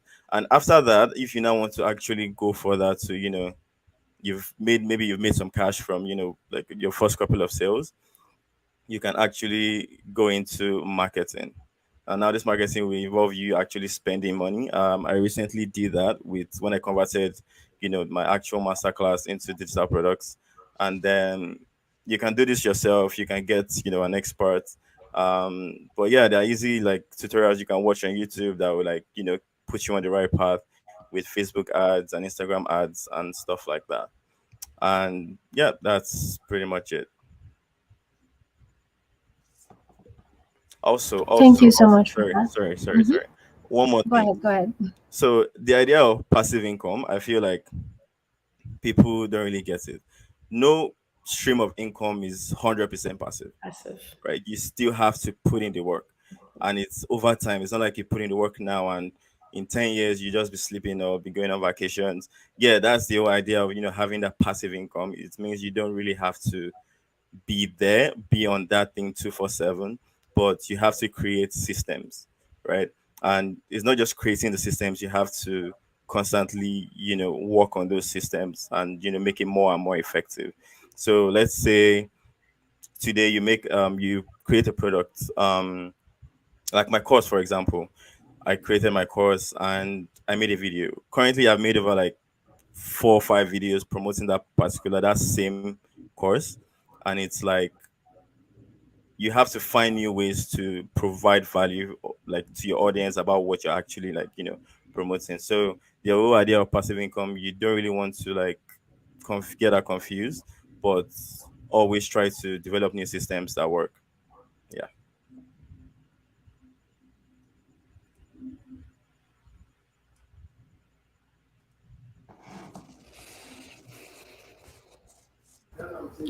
Hi guys, can you hear me? Yes, yes, we can. Okay, I'm having network issues. I don't know why, but I've been having network issues for a while now. So please bear with me if I take a little bit longer to respond than I would. The next question is how do you maintain discipline and consistency? Because first of all, we're students, right? We're doing so many things. We are studying, trying not to fail, trying to make our parents proud if that's something that we're doing, trying to build a name for ourselves, trying to build whatever it is that we're building, whether a business, a community, a separate source of income, right? How do you maintain consistency? How do you maintain discipline? And I'd like everyone to just share their individual experiences. So I'll start with Fortune. All right. Personally, for me, what I do is I don't know how to. Uh, am I the only one hearing this sound? I can hear a song at my background though. I think you're the only one. No. Ah, please give me a minute. Oh, someone else should be answering. I beg. I don't know. I can hear it. Oh, my Spotify. Jesus. Sorry. It has started. Wahala. Sorry, everybody, Jerry. I was hearing this very sweet song. I didn't know it was Spotify. So, what I do basically is I don't know how to delay on an idea. I'm somebody that likes to just do it as soon as it comes into my head. So, I can just be here now. The idea for a course comes up, and tomorrow I've seen the flyer online, and those who register will register, those who won't. And basically, that's how I do mine. Then, also, one other thing that helps me is I have a content calendar, right? For Twitter, I'm not very active on IG, but while you guys have been talking, I went through Daniel's IG and Phoenix, and I want to come back to IG.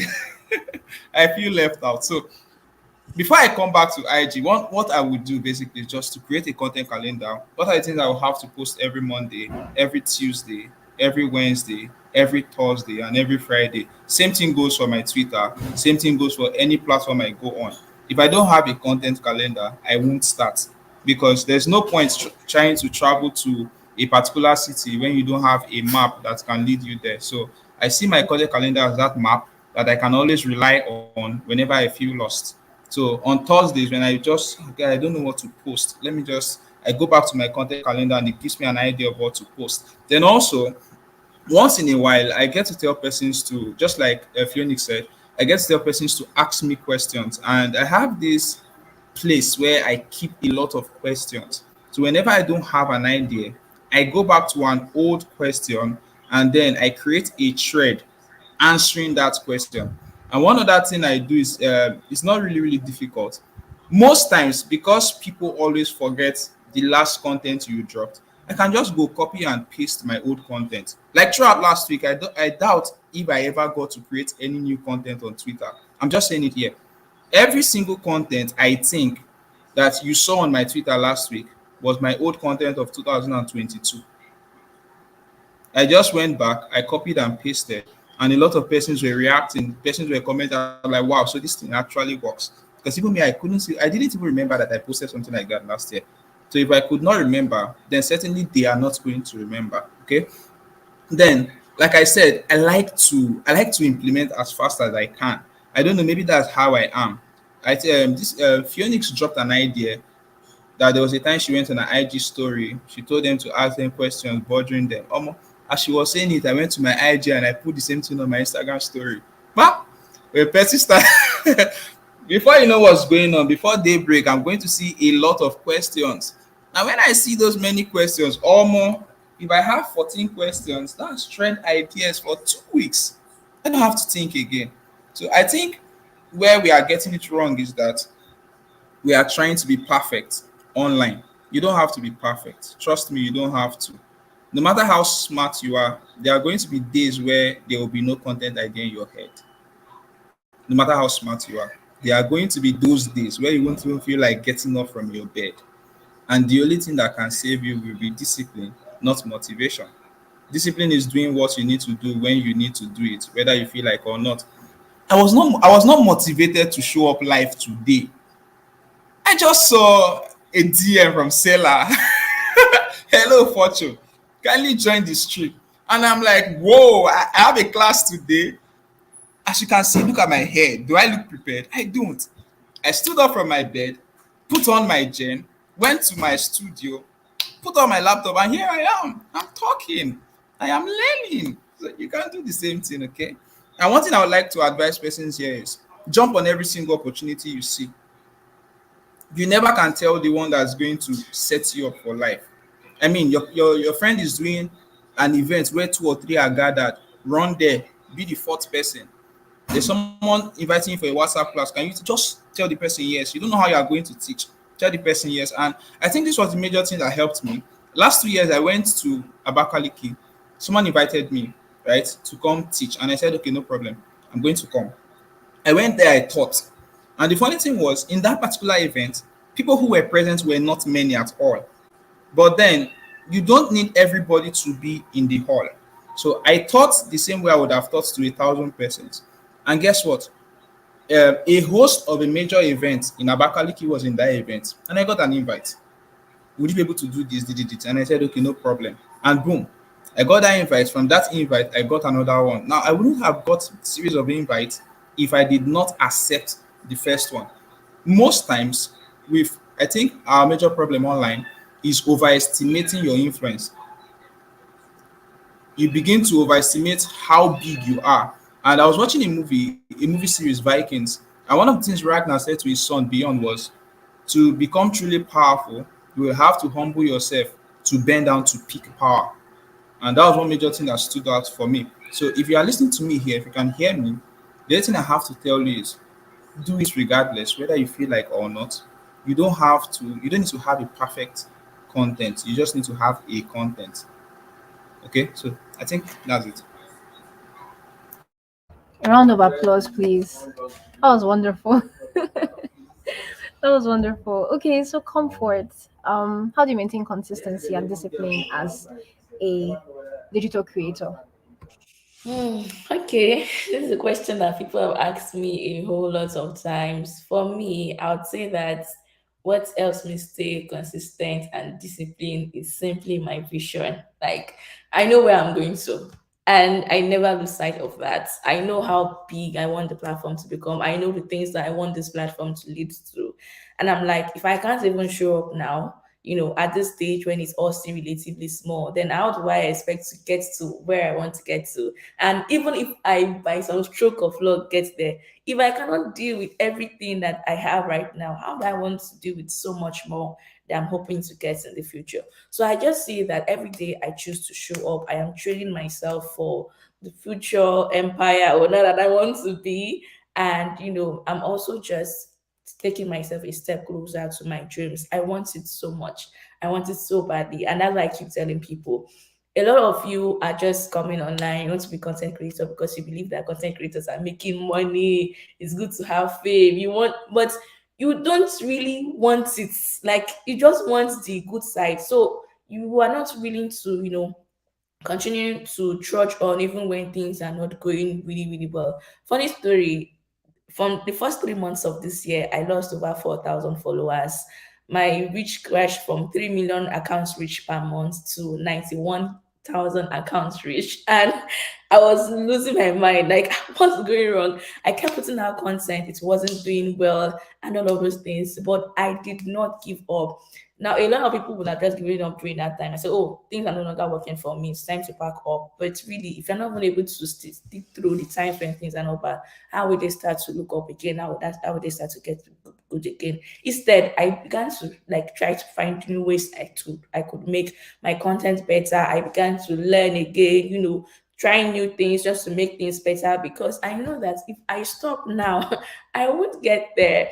I always tell people that you go to school, and no matter how hard school is, you still show up for tests and exams, you still graduate, right? Why is that? Because you want your degree badly enough. So you need to want it, really, really want it, so that you can continue to strive towards. So even on days when you don't feel like, when things are not going well, right, to show up. I also want to say that I have a motivation aside money. Money cannot be your only motivation. Have a motivation aside money, because the money will not always come. So what happens when it's not coming? Are you going to give up, right? So if you have a motivation aside money, like me now, sometimes the one thing that actually makes me come online and post is because I know that someone out there, we need something that I have to say today. And I just love doing it. I love showing up. I love being there for people. I'm passionate about it.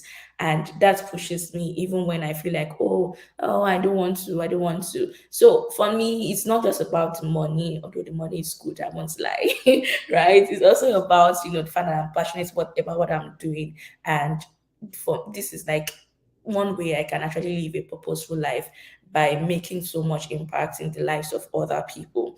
So yeah, just to recap, want it badly enough. You need to want it. See, paint a very big picture that you cannot pass up on. You need to dream big enough. Hey, just being able to get up and travel to any country I want. Oh wow, being able to run an orphanage that will just be self-sufficient. I don't need to rely on anybody. Getting invited to speak at events, getting honorary PhDs right and left. Dream big, give yourself a vision that will be too good to pass up on, and want it badly enough. Then also have a motivation aside money, right? Actually do something that you love, something you're passionate about. Some people say are passionate about money. That's good too, right? And then finally, stop chasing virality. Some of you want all your posts to be a hit, 100K views, 10K likes. It's not going to happen. It's not going to happen. Stop chasing virality. Know that even if this post is getting 5 likes or 2 comments, it's still good. It's still okay. That's okay. Tomorrow I'm going to get 5K likes, and I'm just going to keep it moving. So yeah. Thank you so much, Comfort. Abaje, you blew exponentially, because you did a consistency challenge for a month. You went from 8K Yeah. to 88K in a month. So I mean, I feel like this question is something that you should answer. So how were you able to maintain consistency? Making posts is easy. Putting out videos every single day for 50 Every days. day. Sorry, Yeah. 30 days is insane. Is it 50? What's 50 now? What's 50. 50? How did you do that? What was that like for you? Um, um, like she said, don't let money be your only motivation. Wait, can you hear me? I don't know if my mic is here. Okay. Don't let money be your only motivation. see, some people go into like a certain thing because of that money. That's why I said if you want to pick up a skill, make sure you have some interest in it. Make sure you have some level of interest or passion in that skill. And over time, it will increase as you learn and as you develop yourself in that particular area. The consistency thing, I like to think about it like this. If you don't do something for yourself, nobody will. Like nobody is coming somewhere to do it for you. Your mom or your dad is not going to help you do it. It's your life. It's you versus you. So if you have something on your to-do list, because I always keep a to-do list on my desk and it has light, so it's in my face constantly. It's like, go and do this thing. I have to do this. If you don't do it, nobody would, right? So you just have to show up every single day. And there are some days that you don't want to show up, right? There are some days in that my whole 50 days challenge thing where I just posted anything. Like you would not really see it, but I know what I posted is not, up to standard. It's not up to. It's not really what I wanted to post, but it's what I could post. But like I still showed up. So you just have to keep showing up, and like Fortune said, motivation will only take you so far, right? You actually have to just stay disciplined. And I feel it's something you learn over time because this whole consistency thing, I've wanted to do it since 2021. Like I've been postponing it. I've been saying, okay, I'll do this thing later. I'll do this thing later. I was giving excuses like I don't have the time, but I still found the time to do it this time around. Nothing changed.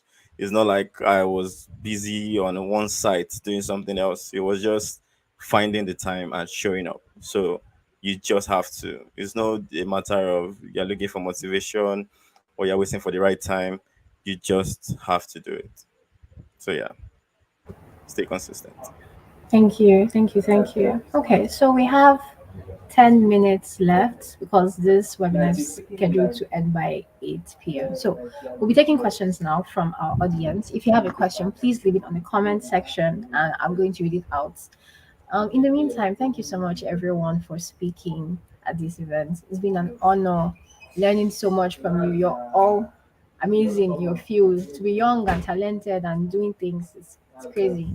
And I really hope all the students that have attended this event have learned, have found new role models, have found new people to inspire them, and have taken what they need to move to where they want to go. Because more this life, we have to make it. So, if you have any questions regards to anything that has been spoken about tonight, please leave them in the comments section, the chat box, and we're going to get to them now. And please be fast too, because we don't have much time left. Thank you.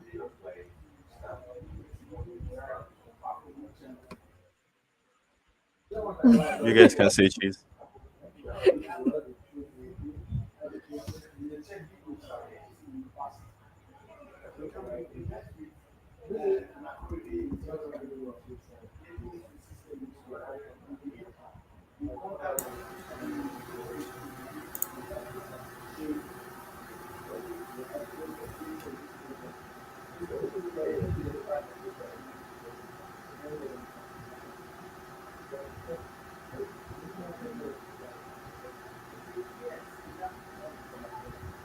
Someone came to the DM to my DM to ask this question.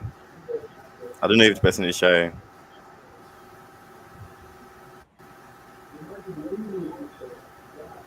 Treasure, can you hear me? Yeah, I can hear you. Yeah, so someone came to my DM to ask a question. Person said, how do you manage finances as a small business? And what methods do you use to strategize and make sure you don't go bankrupt?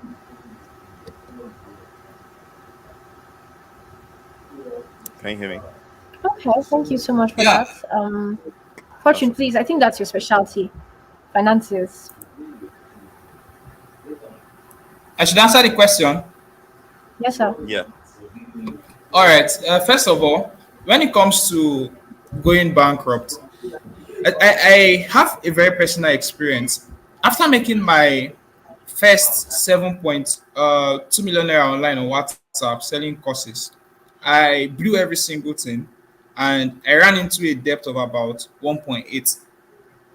And one of the major things that happened to me then was I didn't have a budget, I didn't have a plan, and a lot of persons. But this is the truth, right? Your first 1 million naira you are going to make online, trust me, you are going to blow it, no matter how financially knowledgeable you are, because there's something that money does to you.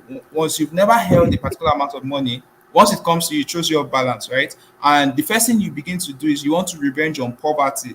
All the turkey you've not eaten in life, you are going to start eating them.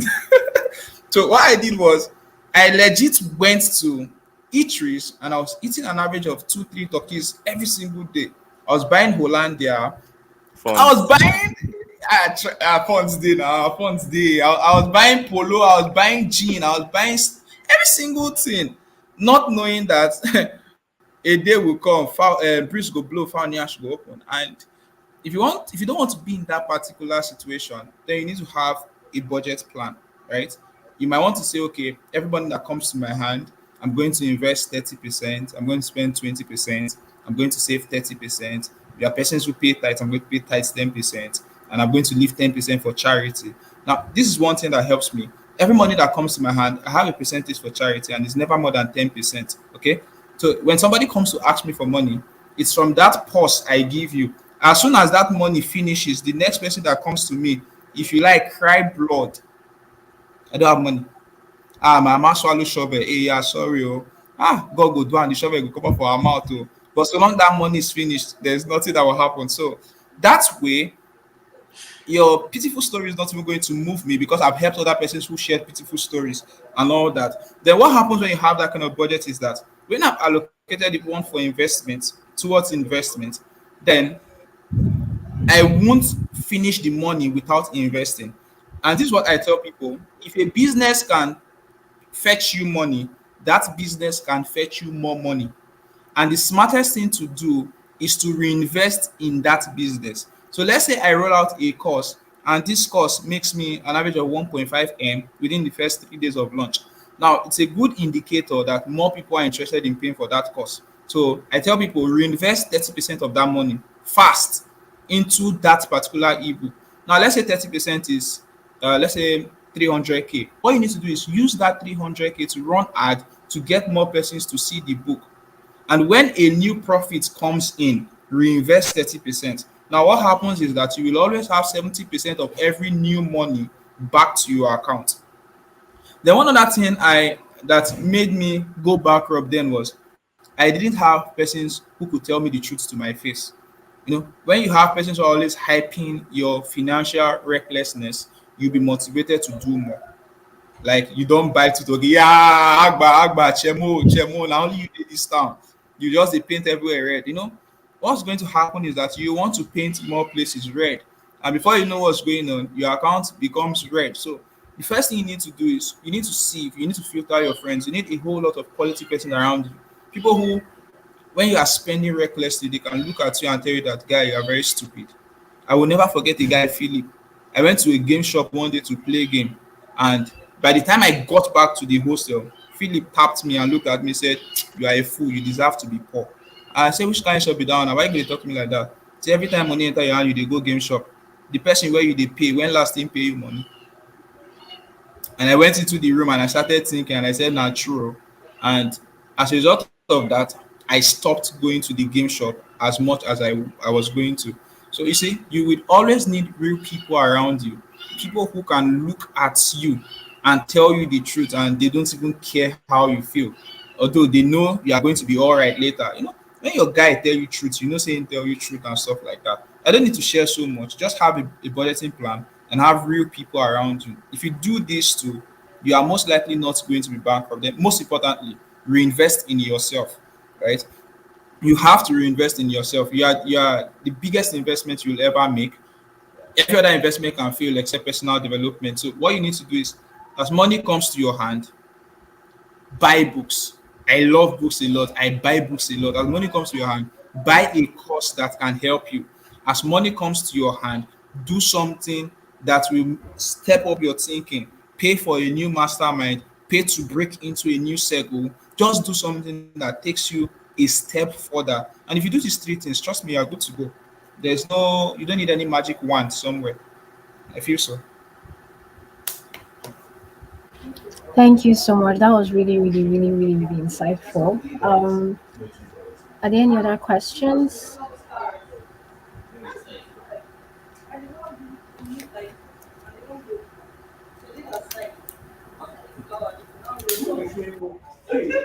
Okay, so there's a question from Adekoya Miriam. Agbajo, your media company has high-profile clients. So what tools do you use to track your expenditure and profits? And do you employ external accounting services, or is this a skill you have mastered? It's a skill I'm mastering. I feel like that's just something I kind of struggle with. Expenses and the whole budgeting thing. Because I'll be real with you guys. Um, you you won't get it immediately, right? And I've learned that it's it all comes down to discipline as well. Because like he said, like Fortune said, you should always be able to reinvest back into the business. And yeah, that one can be easy, but then when it comes to the whole budgeting and spending, you have to show some level of discipline, right? I used to believe that, or I actually still do believe that I would rather make more money than I spend than always try to save up and all those things. And I don't exactly have like um external services or anything like that, but what I just try to do is save, right? Invest in yourself when you can and as often as possible, and then you can do whatever you want to do with the remaining money, but always having money that you can always reach for your business sake and for your personal brand or whatever it is sake is the best way to go. All right, thank you so much. The time is 8:01 p.m. right now, which means we're meant to be done. So thank you so much, everyone, for attending. We're going to send out an email to everyone who registered for this webinar with the profiles of our speakers, so you can connect with them, you can connect with our community, you can grow with them as well. Thank you so much, Comfort. Thank you so much, Agbaje. Thank you so much, Fortune, for spending the evening with us. We learned a lot from you. This video is going to be live on our YouTube, so you can come back and watch it if you need to learn this again and again and again, because it's really helpful. Repetition is helpful. This was a delight hosting this webinar, and I'm really, really grateful to everyone, both our speakers and our audience, for attending. So yeah, have a lovely, lovely evening. My name is Treasure Kure again, and thank you so much for attending Awesome. this student to Thanks Cashflow for webinar. thanks for having us. Bye. All right. Thanks, Take care, guys. This is Now take Uzoma. care. He's a course creator. He sells ebooks and makes roughly $2,000 monthly from his course sales. Do you know where he hosts his courses, ebooks, and digital products? Seller. He even built sales pages with Seller Page Builder. Now, this is Aluna. She's a freelance corporate and she has customers in the UK and USA. She even gets paid at least $1,000 for her services and gets the platform she processes her payment with. Seller. Now, this is Kwame. He is an affiliate marketer and actively promotes Aluna's course using the swift and easy to use affiliate marketing feature on Seller. In fact, he just joined the affiliate network where he has access to thousands of courses he can promote. Why aren't you selling on Seller? Everyone is selling on Seller, but you. Sign up on Seller today.